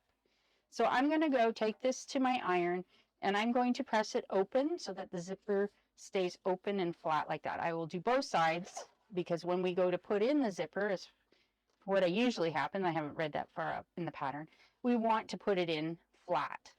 So I'm going to go to the iron, and then when we come back, we'll be over at the table view. All right, back from the iron. I should have probably waited to iron that, because I'm going to have to leave and go and iron this once I get it cut. So we've got this sewn on. Hopefully it's fairly straight. I'm going to just fold it in half like this. It doesn't have to be perfect, but I want to try and start cutting into the center, because what we want to do is cut all the way down the center and then into a Y at the end. So I'm going to cut down nice straight line. It's not perfect, but you get the gist of it. This is all going to be on the inside of the bag, so it doesn't really matter. So I'm going to cut down this line in the center, and then I'm going to cut out to as close as I can to the corner without going through it. Right now I'm just trimming off the excess. So now that I've started the hole, I'm just going to continue cutting out. And there, I've got to the tip of the Y, and it, I think the instructions give you, yeah, the instructions give you how far away. As long as you don't go any less than what it's got in the pattern, a little bit more, like stopping out here a little further is fine. Just don't go any further in than what it says in the pattern, because you want to be able to stitch, like this has to be long enough so you can actually stitch it down later. And you, so snip in without cutting your threads. If you do cut your threads, it's not the end of the world. You just have to put it back under the machine, under your needle, and then reinforce that corner. Because if you, once you cut your stitches, then yeah, then it will come apart. So you're going to have to reinforce them. So what causes the puckering is not getting far enough into the corners. So, and if you don't stitch that end, I think there's a little more flexibility there with how far you can, like how close to the corner. So anyways, what I'm doing now is I'm just folding these parts over and just finger pressing them. I will be taking them to the iron because we're going to be pushing this through and pulling it through to the back, and then folding it over so that we have, on the back side, we can see a little bit of the front. We don't really want to see the facing on the outside of the bag. So I'm just going to fold it over like that and put a clip in it. And yeah, this will get better when I take it to the iron and iron it. The other thing you can do, I'm not going to because I've had a tough time with tape, but you can use your double-sided tape, put it along the edge or here, and then pull it as far back as you can with a nice edge, and then stick it down. I will be using a little bit of tape on the outside of my zipper, so I think I'm just going to do the best I can, because I can iron this, so I'm going to do the best I can with just the iron. So the corners you want to kind of pull on so that you get it opened up as wide as possible. All right, back from the iron, a couple things I want to mention. Waterproof canvas, don't iron the back. This stuff you can iron from the front. Some of the water resistant canvas, pack cloth, what is it, the ripstop nylon does not like to be ironed, so it may start curling on you. So just be careful. The other thing is, if you did like me and didn't stitch down this edge, see my corners look okay. The one thing I had to do was come in under here, grab the two little triangles and pull them back, and then I could iron that corner. So it does have a nice clean edge. If you're using quilting cotton or something, you may want to put fray check in the corners. So I may still actually do that because I've got the linen cotton canvas on the back and it looks like it's wanting to fray a little. I don't want it to fray, so I'm just putting a little bit of fray check in the corners. All right, I'm going to set that aside for a moment and grab this piece. So this piece, I keep all my hardware in these little, they're from our Tide containers. We don't actually use this, we just kind of fill up to the max line and keep on going. So we don't actually measure it out. So I use those for my hardware. So this, since the sides are basically, the two pieces were the same size. If there, like I mentioned before, if there's one side that was shorter than the other, that would be the front. So figuring out, I'm making this the front. So with the front by me, and I've got my zipper facing up, I want to decide what way I want my zipper to close. I like them to close to the left. So it will go from right to left. So I'm going to take my zipper and I'm going to put on the zipper pull. So see if we can see this. It's not looking too clear to me. Anyways, I don't know. I'm hoping you can see this. If not, then I will do, eventually I will do another little tutorial on adding a zipper pull. The basic idea, and I've done it in other videos. So basic idea is that we've got the teeth, the coils, the nylon coils, they alternate. Mine, it's hard to see because it's black. I have it starts on the left and then right, left, right, left, right. So the left one is on the top, and I know that if I get it back on the top, the zipper will be nice and even. It won't be bulging to one side or another. So I'm going to separate the coils a bit. I usually pop my zipper pull onto the side that's the one I want first, but I don't think it really matters as long as, so I've got it on. Now I'm just going to pull back a little bit and make this look a little more even, and then push it on to the butt, like at the butt end. So push the butt end of it and then on. And it looks like I've got it even. Another way to tell is looking at the head of the zipper should be pointed directly down the center of the zipper teeth. And there's the bulge, there's not one more on, like when you get it off, sometimes the bulge will be higher on one side than the other. So this one is pretty good. It's pointing straight down the teeth. So I'm just going to move it closer to the center.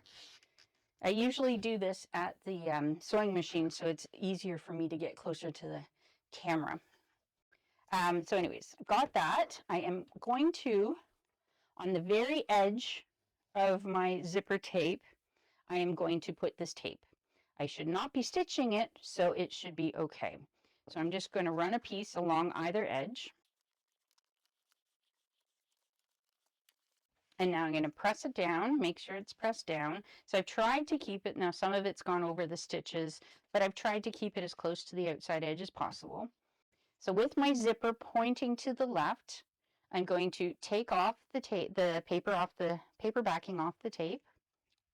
I'm just doing it on the bottom. I'm going to take my exterior piece. I'm going to actually take so I'm taking the piece with the hole in it. That's going to go on. And I'm going to try and line up. So the zipper facing should be about the width of your pocket. So I'm trying to line it up side to side, and then I'm going to take it and place it down on the zipper. Now I'm going to have to go off camera to make sure that I've got this all even. So I'll do that, and then when I come back, we will take the other piece of tape off and stick it down, or tape backing off and stick it down. So okay, so I've got the one stuck down. I may still adjust it. It's going to look a little funny around the bump, but we're going to be starting on one side, come around, move this so that there's no bulge in the zipper teeth when we go to sew past the zipper head. So I may need to just adjust these a little bit. But now I'm going to flip this down, take the paper backing off of this top piece of tape, and then try and lie this down so that it's evenly spaced away from the teeth, from the bottom part. And I want it pretty even all the way around. It's hard when the teeth want to stick up, but with waterproof canvas, it doesn't want to lie down as flat. So if I were to do this in a quilting cotton, then I could iron this. I could iron them flat, and then the zipper won't stick up and catch it because it's catching it. All right, so it's good for now. I may adjust it once I get to the sewing machine. All right, over at the machine, you can see I've got one of the pieces of the zipper pocket lining going one way, and I've got the other going the other. We want them separated. We are not going to stitch them, otherwise we end up stitching the whole pocket closed and you don't have access to it. So I've put my foot down. So there's the zipper slider. I put it down just past the zipper slider, and I'm going to stitch about 1/8 of an inch away from the edge. I'm also on a 3.5. I'm going to put it on a 4 stitch length. You can do a 5 if you want. Some of these interior pockets I like having a little closer. It's easier to get around the corners with a smaller stitch length. So I'm just going to adjust this pocket just a bit. All right, so needle down, and I will backstitch. If you don't want to see your back stitches, you can leave your tails long and pull them through. I'm backstitching. So here we go. So I'm going to come down, I'm going to cross over the zipper, come up, and then I'll pause, I'll stop sewing with my needle down, move the zipper slider out of the way, and then continue.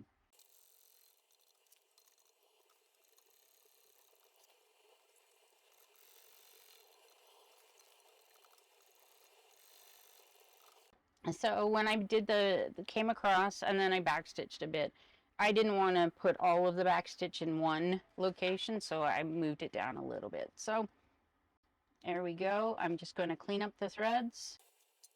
There you go. Most of it didn't catch.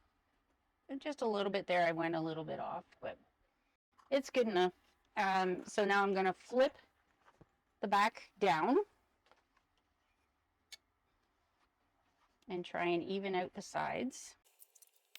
I'm going to just put some clips in when I even out the side. And this side too. And now I'm going to grab my scissors and just trim off this part at the bottom. So we're going to stitch across, or we're just going to go down the sides. So we want to leave this pocket open because we're going to turn through this pocket. So I'm putting it to a 3.5 stitch length. And then I'm going to stitch down the edge of these pockets. Follow what it says in the instructions. I might do something a little different, but you follow the seam allowance as it says in the instructions. Yeah. So I'm just going to do the edges here. So I'm going to start kind of at the zipper.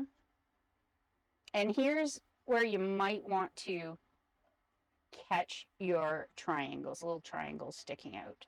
So I'm going to catch them a bit, not a lot, but I also don't want to take too much width out of this pocket. So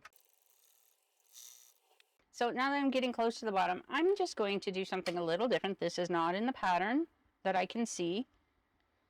I'm just going to fold up the bottom. So this is just going to help in the end when we go to finish the pocket. It makes a nicer edge. So I'm just going to stitch down and stitch over the fold and then take it out. So yeah, it looks like my top thread's a little tight, so loosen it off. So I'm going to, I'm actually going to stitch this again. I'm going to go a little bit further over and stitch it again because my thread is really loose. I don't understand why I'm having tension issues. Oh, that's why. Bobbin chicken. That would be why I'm having tension issues. So I'm just going to switch out my bobbin. All right. So yeah, I won. But I still have to do the seam again. So I'll just do it over a little bit further so that it doesn't pull. So I'm just going to go like one like stitch over from it. Almost on top. All right, that looks better.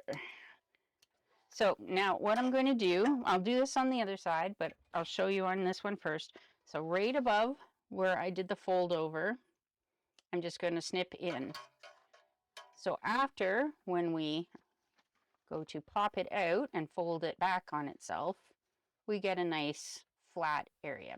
So put this back the way I had it so that I can replicate it on the other side. So in all my moving the zipper around to try and get it even in the box, I ended up moving it so that it's not even. So this should have been over further, and this was over a little too far. You can see the facing here sticks out about, what, 1/4 inch past. So moving it around, trying to get it even, I ended up moving it right out of where it should be. That's okay, everything is in there. I'm going to trim down the zipper. It's on the zipper on the side. I'm going to trim off quite a bit actually, because I want to make sure it stays out of the seam allowance. And I'm going to take my lighter and then just run it along the edge and hope that I get the zipper tape so it doesn't fray. Definitely taking it out because that's in the seam allowance if I were to leave it. So cutting it right back.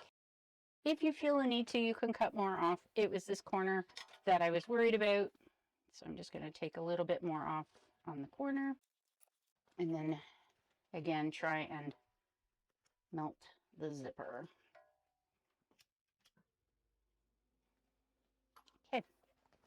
zipper pocket in. Hopefully these marks go away. And now the last thing I want to do, oh yeah, I need to snip in here really close, like close to where the fold is, or where this part ends. So now I'm going to flip it over. It kind of does a pop. So sometimes I may say I'm going to pop it.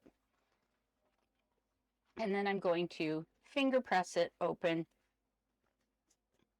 and stick some, I like the hair clips because they sit a bit on the flat side.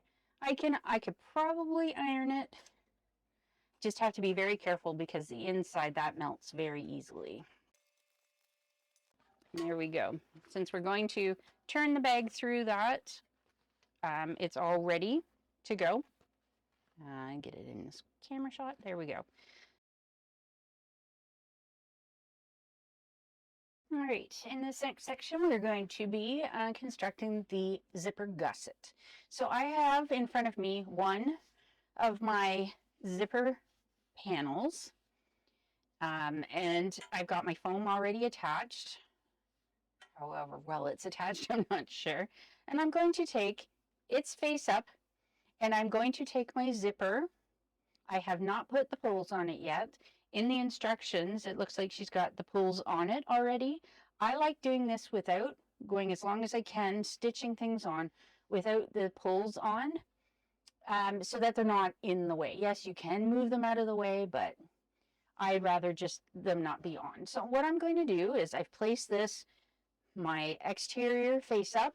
I'm putting the zipper face down, and I'm going to clip along the edges. So I've cut my zipper, it's a little longer than the panel. And what I'm going to do, I'm going to baste this on. So I'm just going to baste in about 1/8 of an inch in to attach it. You can use tape.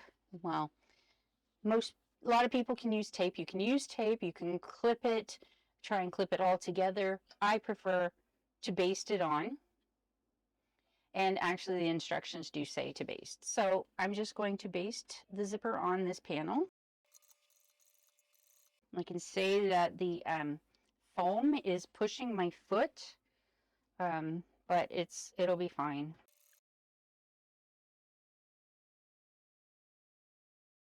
Right, so now I'm going to take a lining piece and I'm going to put it, so the exterior's face up, zipper face down, and then the lining piece will be face down, and I'm going to match it with the edge of the exterior piece, and then clip it into place. And I'm going to sew it with the exterior side up so that I can try and make sure that I get to the right side of these stitches. So I'm going to run it this way. Now I'm going to switch mine to a 3.5 stitch length and make sure everything is all lined up. And if you want, you can put a clip in to hold that. And I backstitch beginning and the end of the seam. Hopefully this isn't going to be in the way.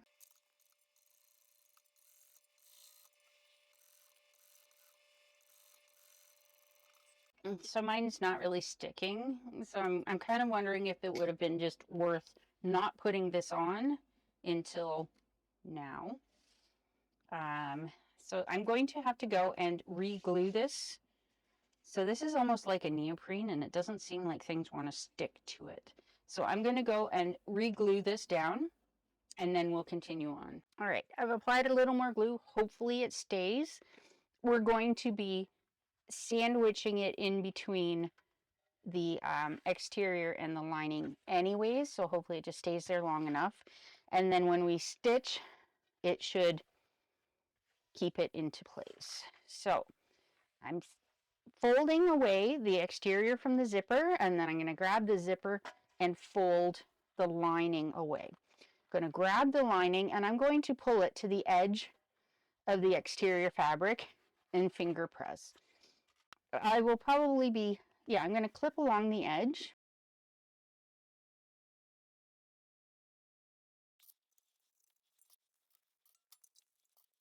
All right, so I've got it clipped.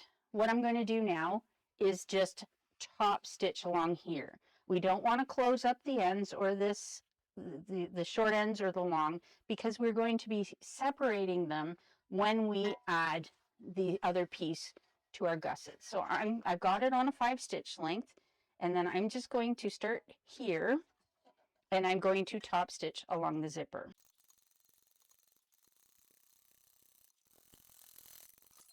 So that top stitch went all the way through and should hold the foam in place now. So we want to do the same thing to the other side. So I'll take this piece and I'm going to flip it around so that I've got the zipper goes right side down against this other piece of exterior. And then I'm also going to line up the sides here. So I want it to line up along the zipper, but also along the sides. And I'm going to just include it in the clip there on that end and include it. Let's see, there we go. Include it, oops, broke. Include it on in the clip on this end too. And then I'm going to clip all down this edge. So got that in. Now I'm going to baste this on. So I've got it on my 5 already because I was top stitching. So I'm going to baste this on the edge. I'm going to add this piece after.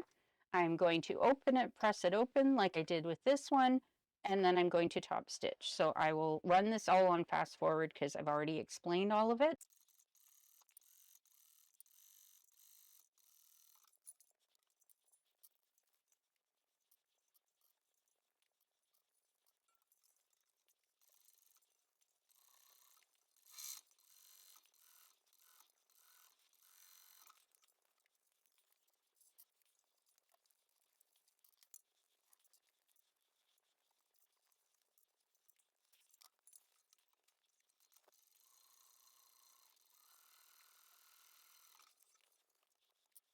All right, got the zipper all installed and top stitched. Now I need to add my zipper sliders.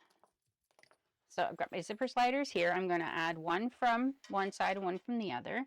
And I see if I can get the picture, record this here. Because I didn't get a good shot, I don't believe, with the zipper pocket. So I'm going to try with this. It's a little harder because it's black. But as I mentioned, the coils go alternate. And in this case, the one on the right is higher than the one on the left. So to keep it nice and even, I want to make sure that I get the one on the right on the top again. I don't know if we can see that or not. So I'm going to open the zipper, grab one of my sliders. I'm going to put it, I tend to put it on the side that I want to be on the top. With my thumb, pushed it back up so that it looks like it's pretty even. And then I'm going to push on the butt end and slide it on. And I got it so that it's nice and even. So again, the zipper head has a curve here. And and this center part of the zipper head, it should point right down the center of the teeth. So that's one way to tell that you've got it on correctly. The other way is looking at the bulges on either side, and they don't seem to be larger on either side. So that one is definitely on. I'm going to do the same thing for this. In this case, it's the one on the left that's higher. So I'll put that on.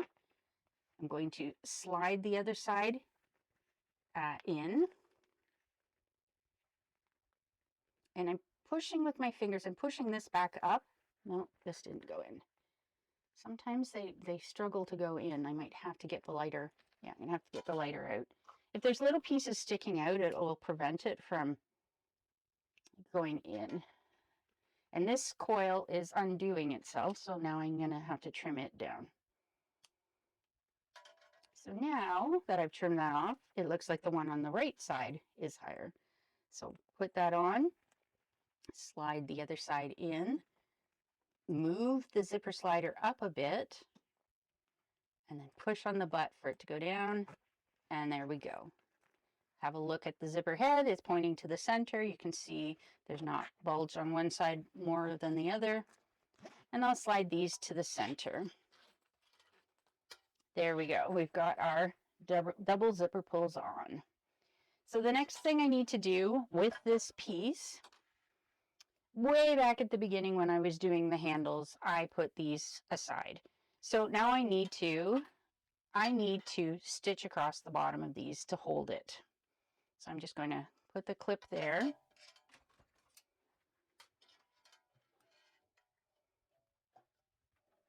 And I've got it at a 5, doesn't really matter. I don't think we're just sewing. We're not going to take these stitches out, so it doesn't matter. We're just going back and forth across the bottom to make sure that they're in. Do the same thing for the other. All right, so now I'm going to take one each, and I am going to center these rings over the end and extend it by the amount suggested in the pattern. All right, so now I'm going to baste it across the end here to baste it on in place, baste it in place. I'm going to do the same thing for the other end. Actually, I may end up taking that off because I did not get it centered very well. So make sure I've got this centered and hanging over by the right amount.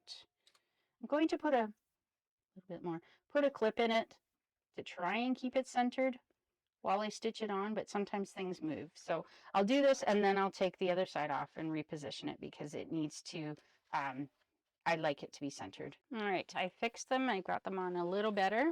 All right, now we're going to construct the rest of the gusset. So I've got the lining of the base gusset here. I've got it right side up. And now I'm going to take my gusset here, this part, the zipper part we just constructed, and actually it looks pretty close to being on width-wise, yay. And I'm placing it right sides up as well. In other words, we want to have lining to lining. So I'm going to just shift this down a bit so I can see, and I'm going to place it down at one end. And I'm going to put some clips in it. And we want to get our exterior out of the way. We're going to pull it out of the way. I'm actually going to put it together and clip it because they're going to clip it out of the way. And we're going to first stitch the linings together. So we want to stitch, I'm going to go off camera and I am going to mark a line down here at the recommended seam allowance, the full seam allowance, and we're going to stitch from the edge as far as we can in here, and then back stitch, skip over, start up on the other side, and come to the end. So that will close up this part, and then when we can close it up, the rest of it up later. So we will have a little bit of a gap in here, but that will get closed up later, as I said, later. So for now, I'm going to do it with the lining. So then I will mark, I'm going to pull these apart. Oh, the foam's not coming with it. I guess the foam is staying down. Whatever. I'm just going to move these out of the way and clip them. I'll mark the same on this side and we'll do the same with this end. I'm just going to stitch up to here, back stitch, start on the other side and continue. All right, so that's as far as I can go on this one. I got right up to here. So now I'm going to skip over the center part, put it back under the needle, put my needle down. I don't want to get the exterior caught, so I'm going to put it right down there. I guided my needle down to where I want it to be.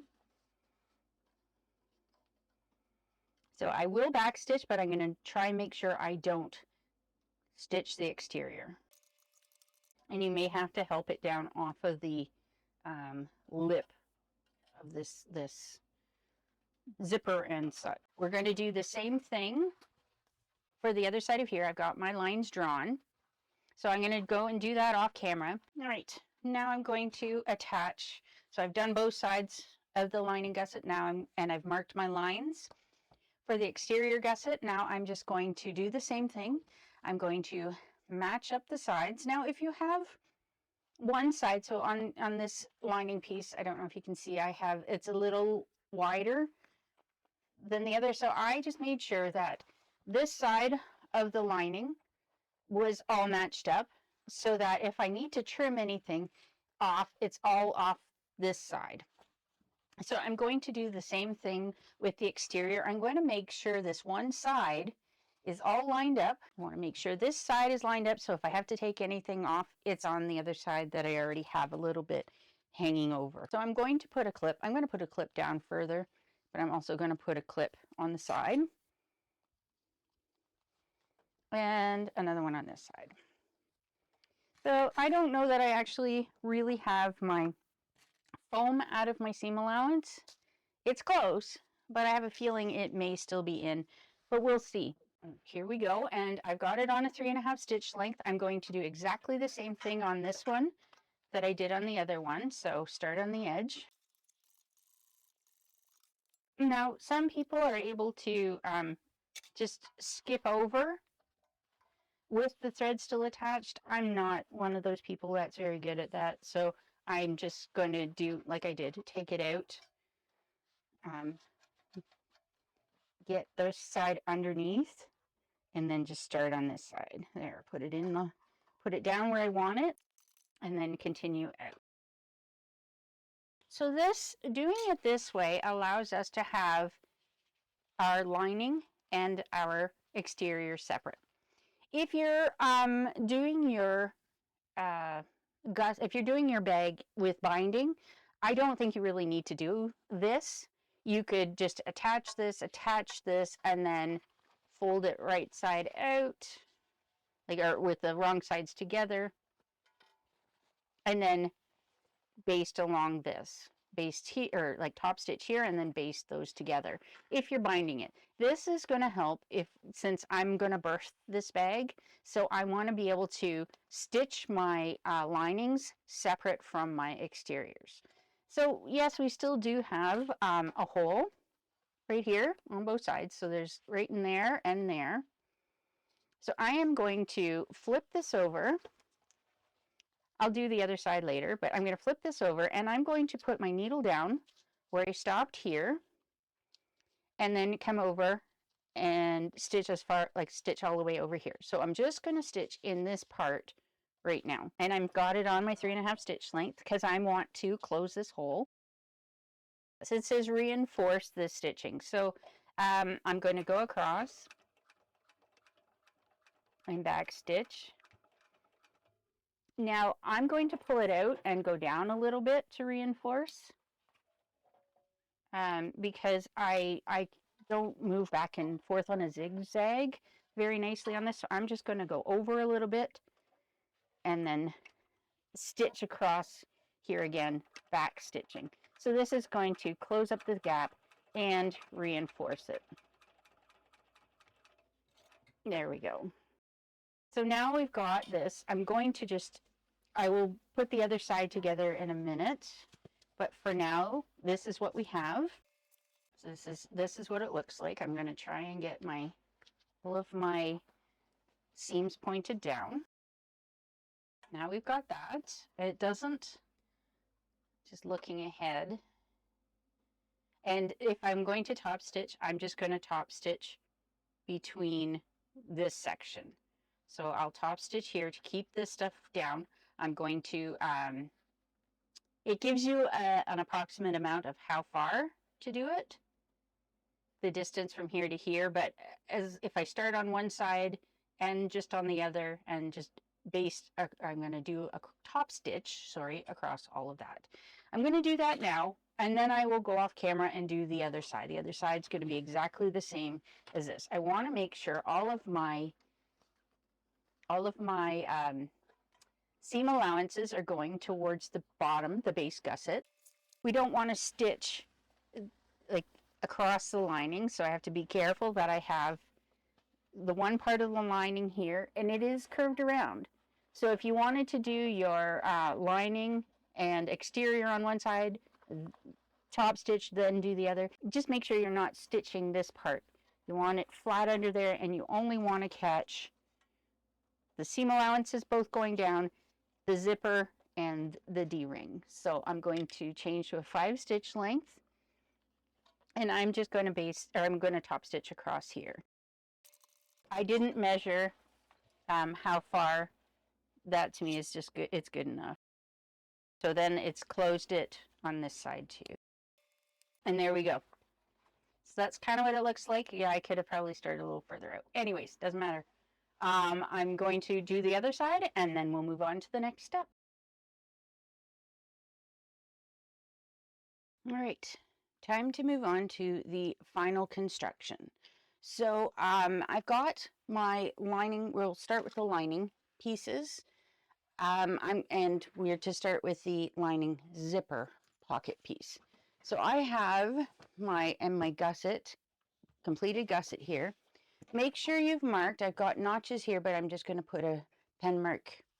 Make sure you've got your center, top, and bottom marked, as well as the marks on the side of the lining piece. That is where our gusset, the joins on the gusset, that's where they will go. So we're going to add our lining pieces first. I'm just going to take out some of these clips so that it can lie a little bit more flat and they're not in the way. We're going to take our gusset piece. Both sides are even, so they're exactly the same size. If one was different than the other, then you have to pay attention to which one is actually the back and which one is actually the front. But because they're the same, it doesn't really matter. So I'm just going to pick one, and this one is on top. So I'm going to push this lining side. I think I'm going to do it lining side. Well, I want the lining side down, and we want to be able to pull them apart. I guess I stitched my foam to the lining. So we want to make sure we get everything else out of the way. So now I'm going to start matching up my center notch on the top with the center notch.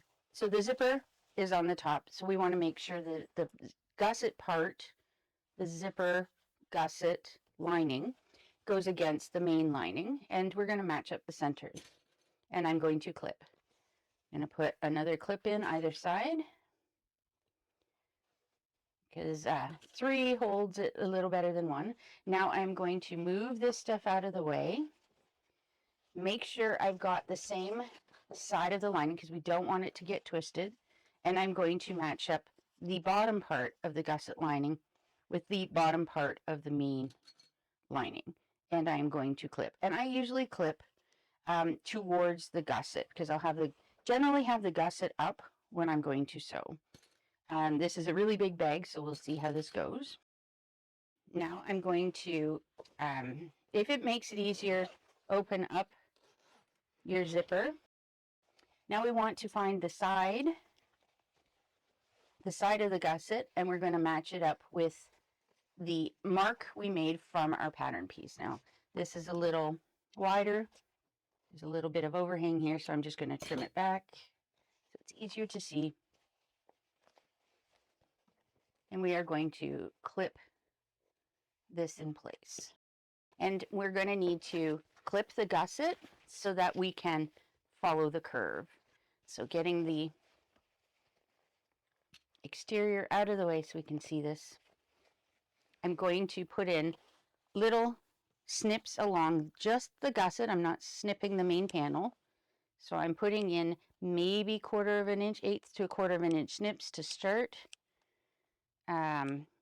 Take a look at your seam allowance before snipping in too far. I know what mine is, so I know that I'm going to be fine with up to a 1/4 inch snip in. And I'm doing it approximately every 3/8 of an inch along. I just want enough snips in so that it curves nicely around this edge. So I'm going to hold it up like this and try and get it to curve. So I'll start off here and put clips in it. And we want to make sure that at the seam allowance is where it's lying flat. So the outside might bubble up a bit. but we want to make sure that at the seam allowance, we're lying flat, because that's where we're going to be sewing. And actually, I think I may, in the pattern, it suggests stitching it on with a smaller seam allowance first, and then. So I have a bit of extra. I'm finding it very difficult with everything here to get it to lie flat. I have a little bit extra, so maybe I didn't do the right amount on my seam allowances. If I backed it off a bit, it might fit a little better because I'm going to get bubbles. So yeah, I'm just going to go to the other side and see how it fits. And I may have to move this around a bit to get it to lie flat, depending on how it goes around these corners. If it fits, then it's really loose around these corners, then I may have to, yeah, I could probably move it a bit. So I seem to have quite a bit on this side.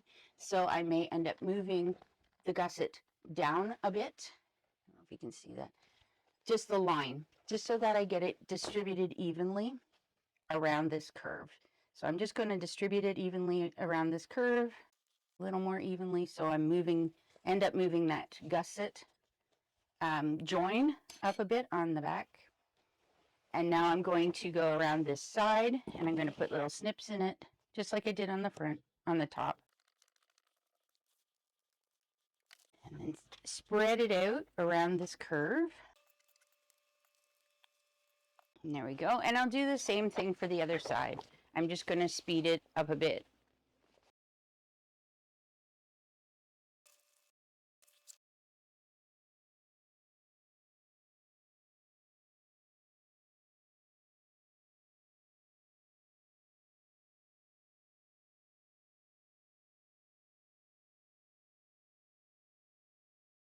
All right. So as I mentioned, I'm going to sew this on with a smaller seam allowance first, and then I'll go around the second time with a larger seam allowance, putting it on a 3.5. And if it looks like I'm struggling, it's only because of my table. If I were on a flatbed machine, then it wouldn't get caught like it does on here. So don't think it's this isn't hard to do. It's only hard because of my setup. So there's a lot of bag here, and I have all of my equipment here as well for recording. So there's a lot of stuff in the way. All right, and I'll backstitch at the beginning and the end of the seam. And if you need to, you can use, well, that was a stitch ripper, or stiletto to help hold things down. Flat screwdriver, if you have one. Right now, this isn't too bad, but when we get to do the outside, I'm definitely going to need it.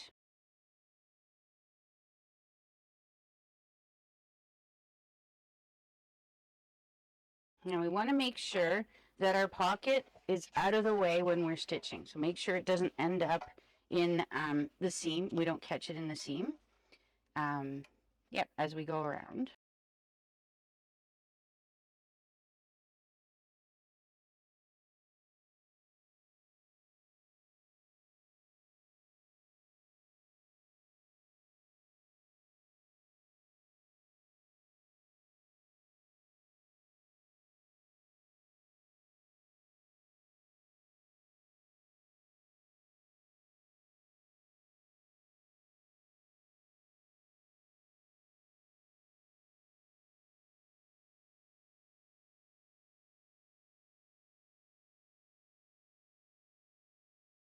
All right, I've gone around it once the first time, and then I realized that I was supposed to do it at a 5-stitch length, longer stitch length. I don't think it really matters. We'll probably end up cutting some of this back anyways. So now I'm going to go around it at with the full seam allowance, trying not to get puckers in the corners. Well, puckers anywhere, but especially in the corners. All right. So again, I'm going to backstitch beginning and the end of the seam line. And try right now, my pocket is up, so I'm trying to keep it away from the seams. I do not want to stitch it in. Here we go.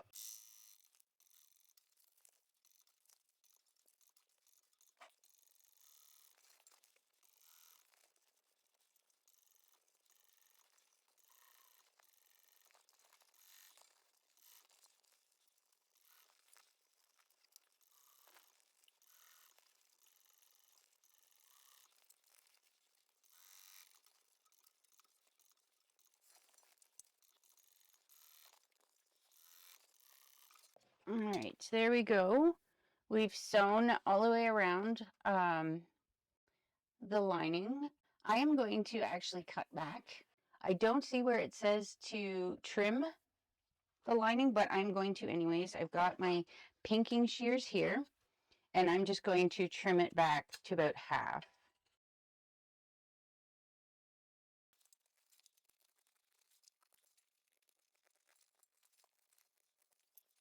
Okay, so this side is on. Now I need to put on the other side. All right, as I'm putting this on, I wanted to just mention something I don't think I mentioned before. When I'm cutting the snips into the gusset, I put my hand in between the gusset and lining for a couple reasons. One, so that I can get a good grip on it, and two, so that I'm sure when I'm sticking my scissors in, I'm not cutting the main panel. So I'm just putting, and I'm able to guide it a little easier along my hand than just in the air. So there's more resistance on my hand. I can rest it on my hand. So if I'm a little bit shaky from too much caffeine, I don't go too far. So I just wanted to get on and show that I put my hand in between so that I don't cut the lining. All right, so I've got the second side sewn on and I've clipped it down. Now I have left at the top. I didn't on the other side as much. I trimmed this side right down. Hopefully there's enough that I can stitch this to the line or to the exterior part, because stitching along the edge, stitching here and then when along the seam allowance when we join the exterior will help keep the lining from sagging. So hopefully I've left enough on the other side that I can do this. I've just trimmed from the corners around. So the lining is all done. All right, so now we want to add the exterior. In the instructions, it says to don't put the flap piece with the zipper pocket. So the zipper pocket is here. So that whatever gets attached to here is the back, as far as I'm concerned. And the flap pocket, because the flap I want on the front. So this is the back. So I'm going to flip this over and I am going to add my front starting here. Now this is going to get tricky now that we've got the lining all done. So I'm going to flip my exterior right side down. I'm going to match up my marks, center marks here, clip it around like I did before, and I'm clipping facing towards the gusset. Put a couple clips in. I'll go to the bottom, find the center mark on the bottom and clip that. There's a lot of foam and stuff in here, so if your machine can't handle the thickness, make sure you cut it out of your seam allowances. I'm really hoping that mine is fine. I've tried to clip some of it out, but I don't think I took off enough. Now I have marks on, I had marks on here. There, I can see them on the back. When I put my gusset piece matching up to the mark, I'm folding this down towards the bottom. The gusset line, the gusset seam here, gets folded towards the bottom gusset. So I'm just going to line it up for now. I may have to change it, but I'm going to clip it with the seam allowance for that gusset piece going down.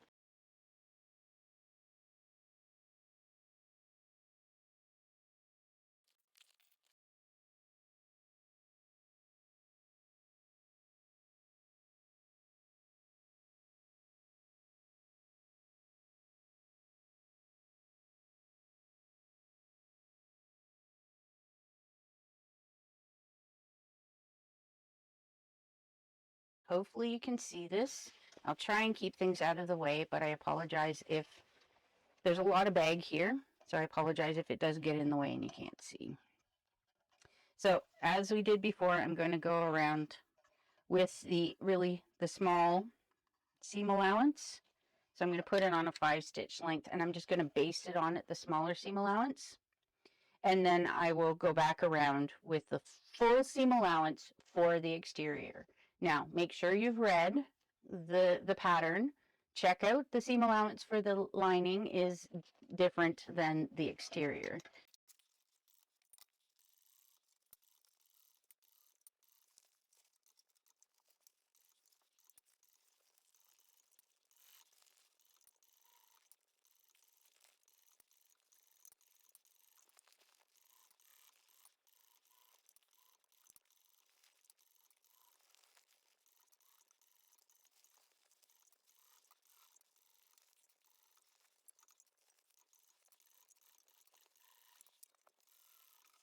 All right, changing the stitch length to 3.5, and now I'm going to go around at the full seam allowance given in the pattern.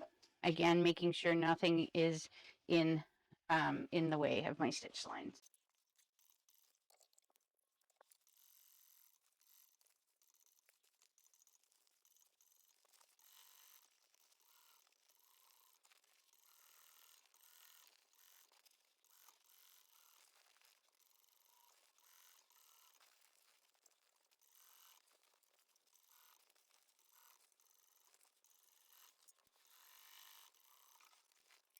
All right, we're going to have a look at the bag before I move on. The seams all look okay. They all look flat inside. Oh, I don't see any pucker. Oh, there's a little one, but I think I can probably massage that out with a bit of heat. Just in this corner, it'll be fine. So I'm going to go through, and hopefully my pinking shears will go through this, and I'm going to trim. Nope, it's not going to go through. So I'm just going to trim down all of the corners with my scissors, taking, and again, reducing it to about half. I'm going to get to the, let's see if they'll work up here. Nope. Just too thick. So I'm going to get up to the kind of where I've stopped my snips and come off. So I have a space across here to sew. And I'll go around and do that for the bag. So I'm going to come around to the side here, and then I'm going to start snipping off.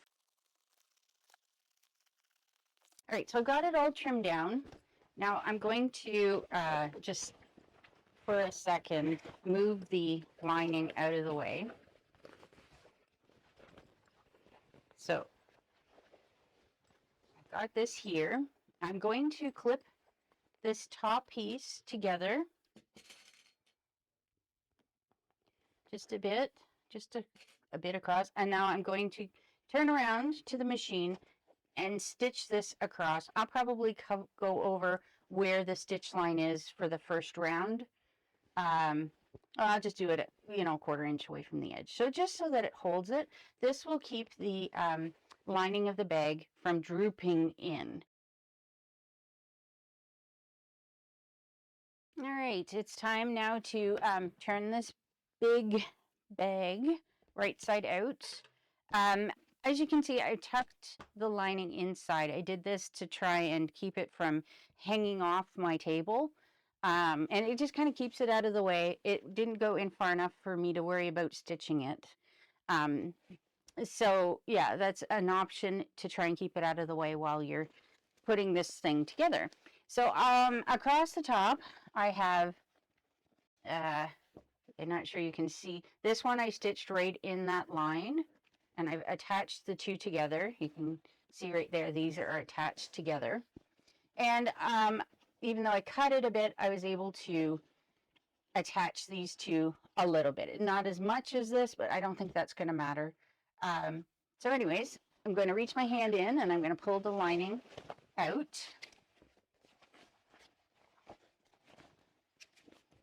There we go.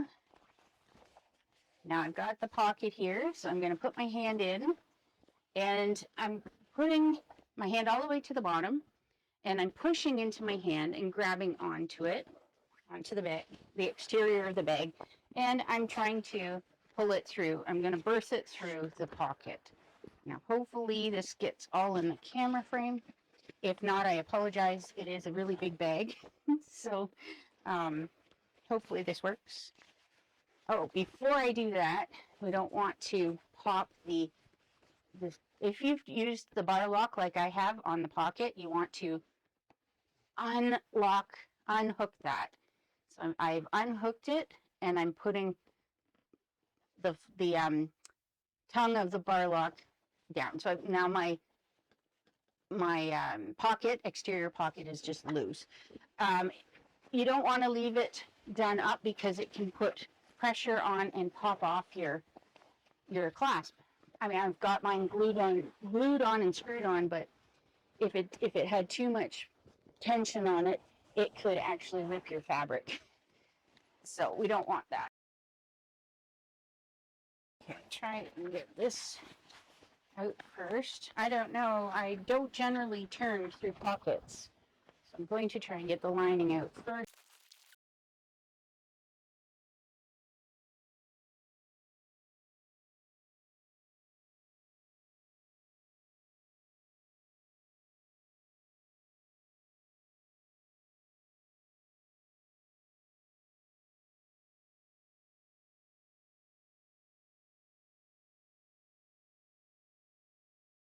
All right, so it needs some manipulation to sit properly.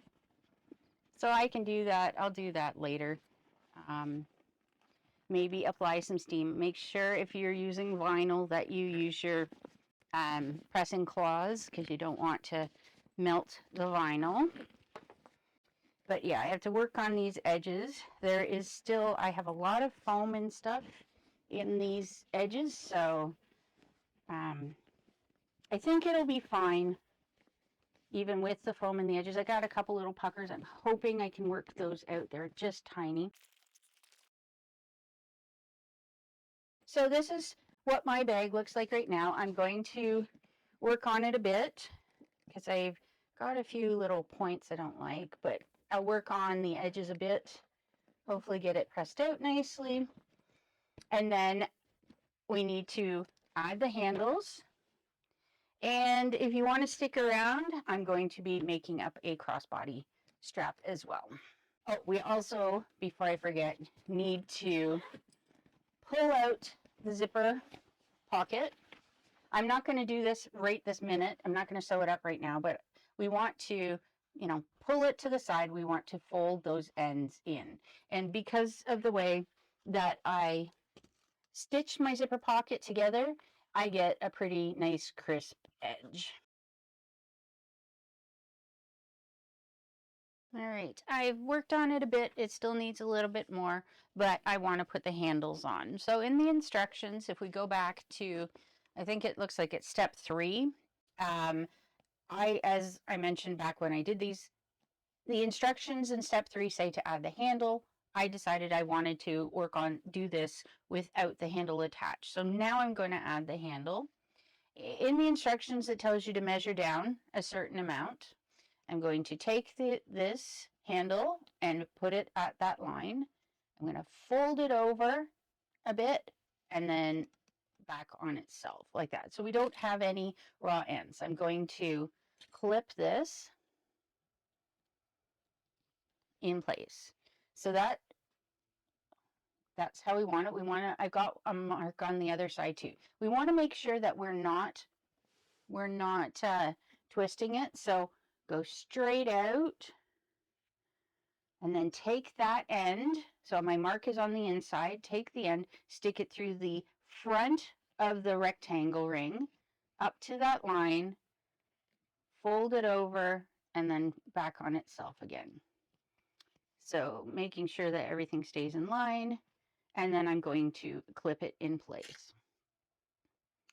So before stitching it, I'm going to double check that the handles are not twisted, and it's not.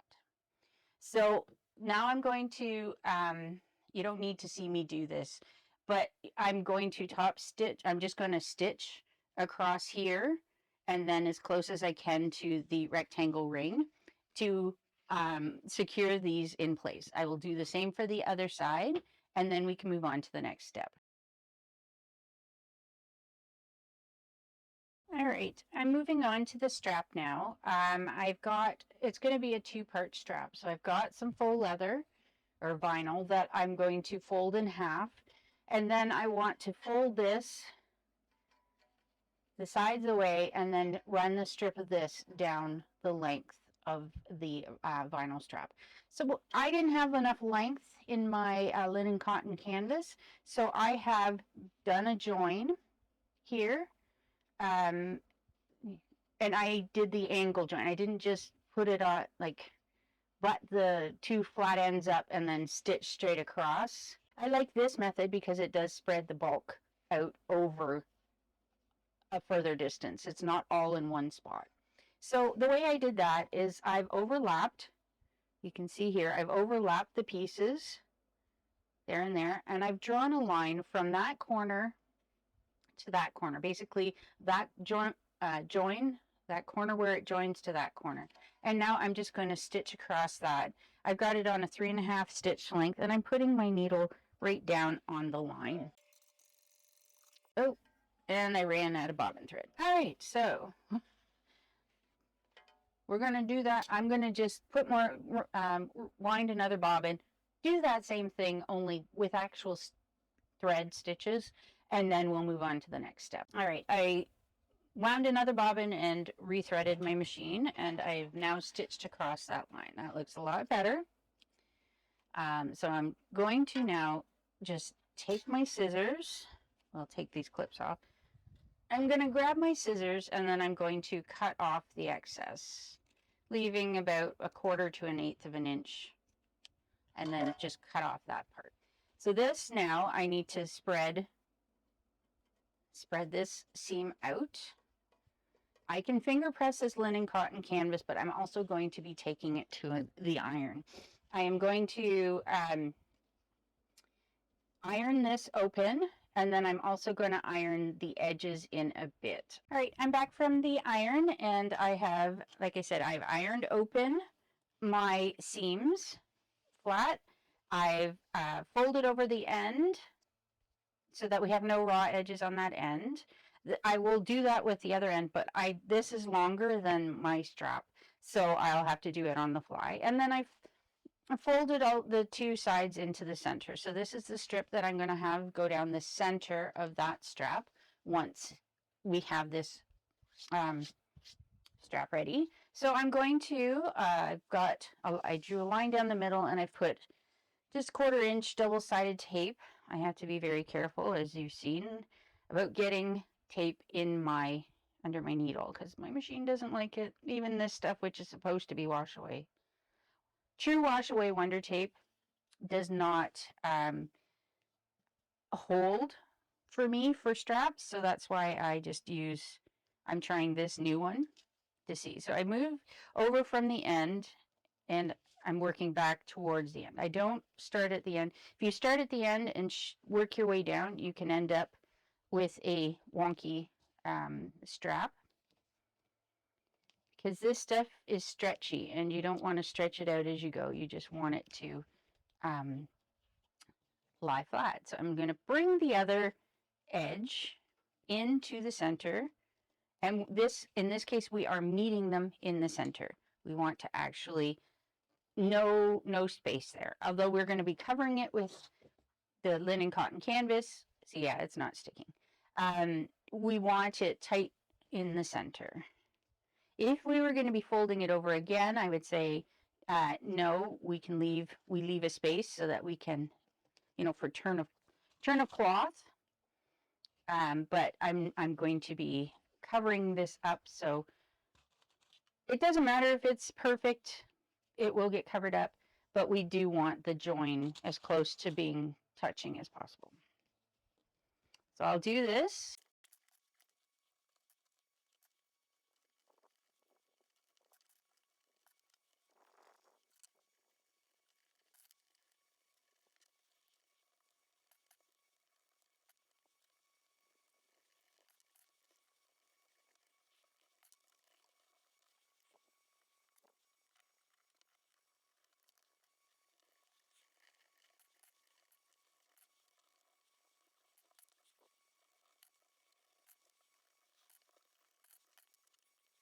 All right, now that I've got this on, I need to put this down this center.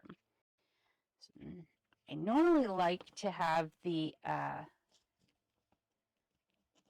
it's sitting a little flatter. So actually, I was going to just do one set of stitches on the edge of this, but I think I'm going to go and do top stitch this 1/8 of an inch seam allowance so that it holds it closed. I don't normally do this, but I'm going to do it in this case because this is just not staying put. So the crossbody strap is going to have double stitching on one side and single stitching on the other. I don't think it's going to matter very much, but just so that I can get this to work, that's what I'm going to do. Over at the machine, I'm going to try and stitch this. I'm going to do 1/8 of an inch down the edges with, 5 stitch length, 1/8 of an inch seam allowance. And I'm going to go down across the bottom, back up, and across the top. So I will put this on hyper speed.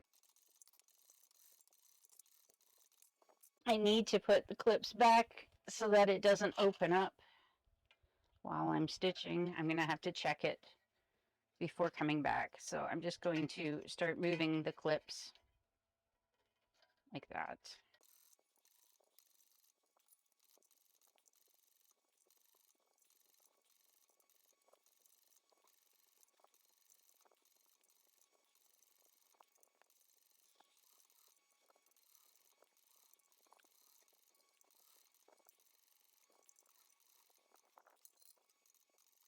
All right, so I was going to go across and then back up the other side, but I want to make sure that this is sitting properly.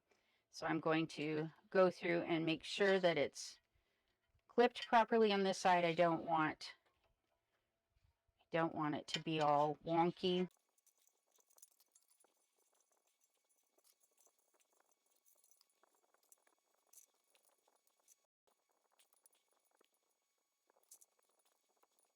I think that's okay. I'm going to start from this end and come back up. I have a walking foot machine. If you don't have a walking foot machine, you might want to start back at the top and come down the same direction, because sometimes your strap can go wonky if you've come down, like if you do opposite. So I'm going to be doing opposite, but I have a walking foot machine, so it shouldn't be pushing it through wrong. But if you don't have a walking foot machine, the presser foot can push your fabric and skew it out if it's not going through at the same rate as the feed dogs, as it is on the bottom. The feed dogs bring it through.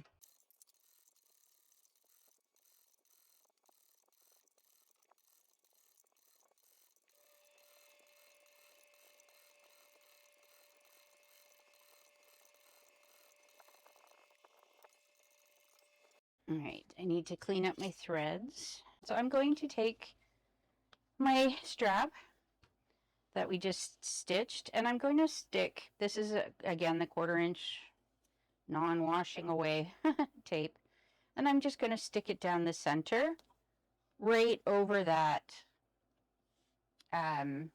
join. I'm going to try and keep it away from where I'm going to be stitching as much as possible.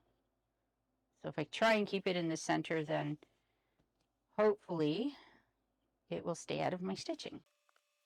Okay, so I've got that. Now I'm going to take the one end, I'm going to gradually start pulling up the tape, and I'm going to start with the end that I've already folded over, and I'm going to put it down the center. I will probably start putting the linen cotton canvas down just along where I stitched. So because then I can trim across here and clean it up after I get this all stitched together. So I'm only going to peel back a little bit at a time. And as I said, I'm going to put it down. I'm going to try and center it on the strap and go all the way down. So trying not to let it stick. I may have to, hopefully I don't get my head in the way. But I'm going to have to check as we go to make sure that I've got it centered.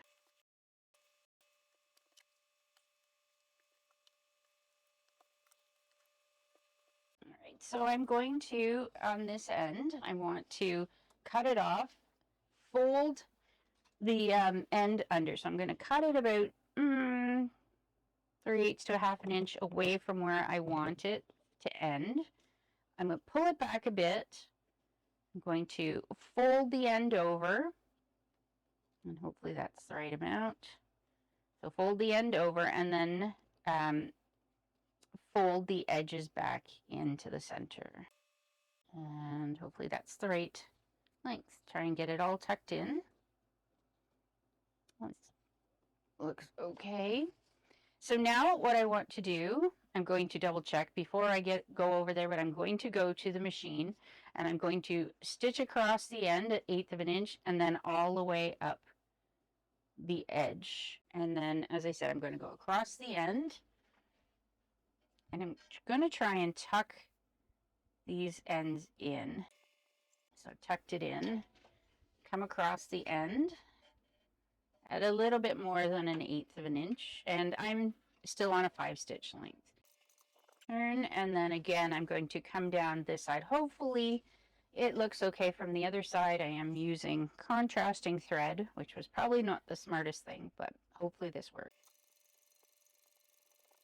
So actually what I'm doing now is I'm actually running the edge of my presser foot right along the edge, because I ran it at 1/8 of an inch before, so now I'm in about 1/4 of an inch. Hopefully that looks okay from the other side.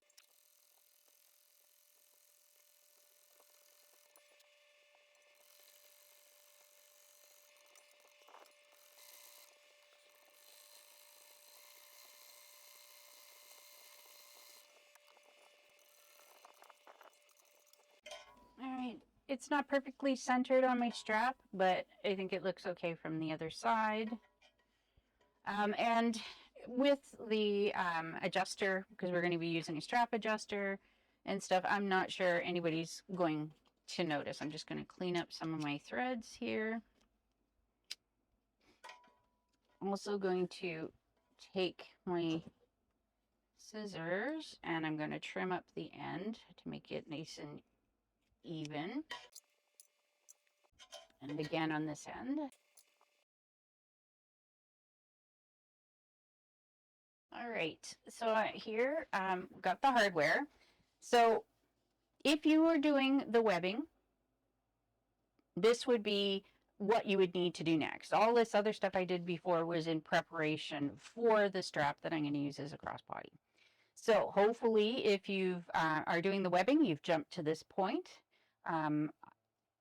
So now we're going to add the hardware. So I'm going to pick one end. I really want, which way is the bird going? So I want the strap to go this way. So that's the top.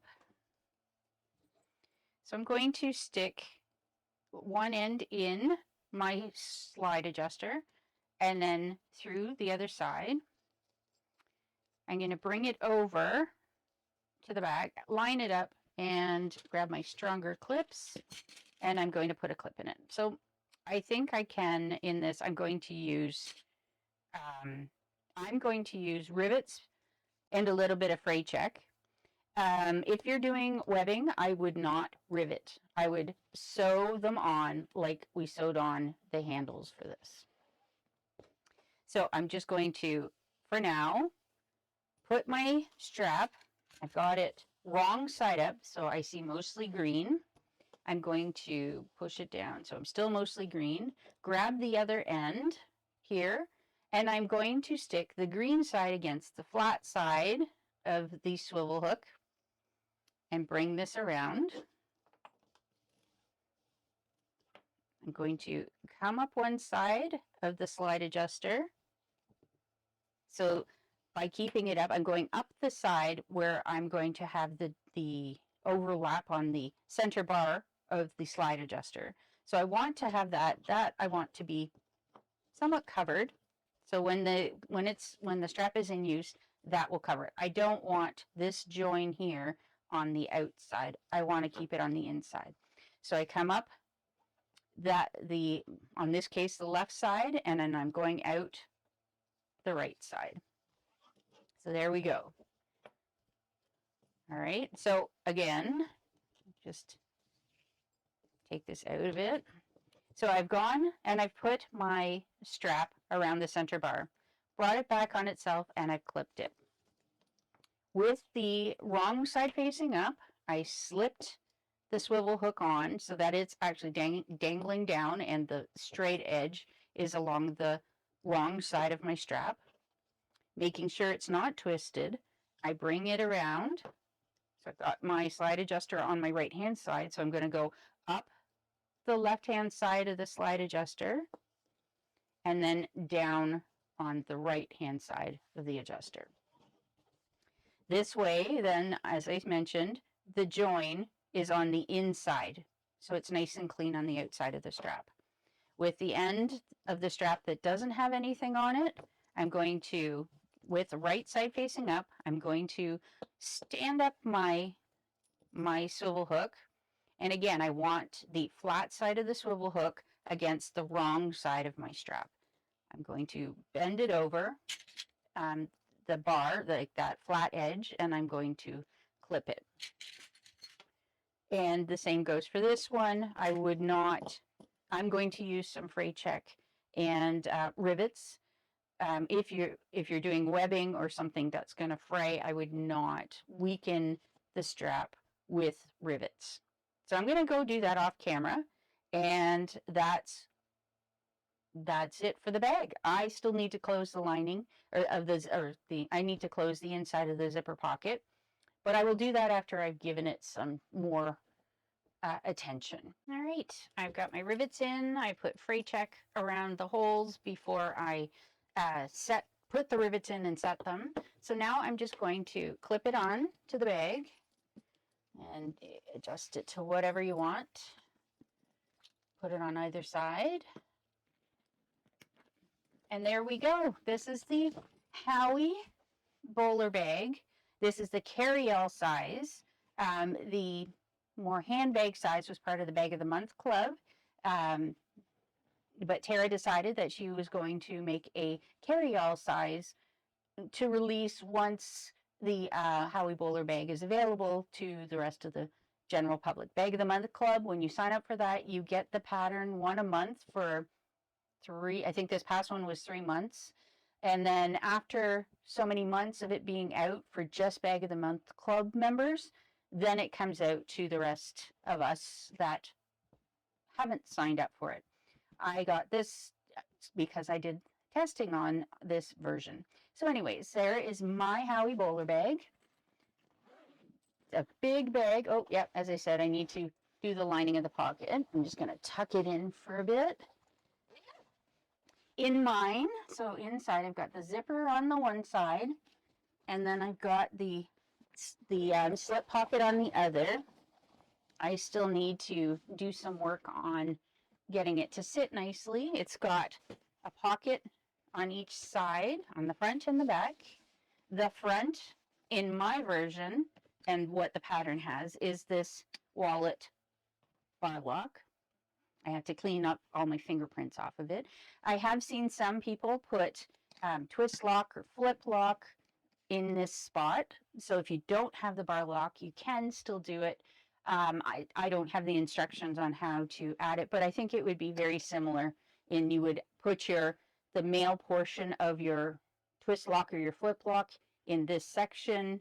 If it's small, then it would just go here. But if it's bigger, then, out to there. And then the female portion on top.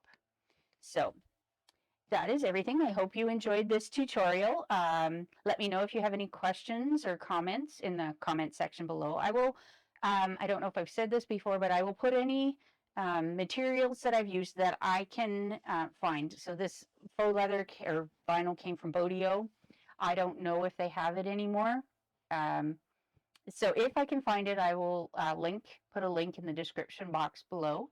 And I will also link the pattern when it's available. And I think that's it. All right.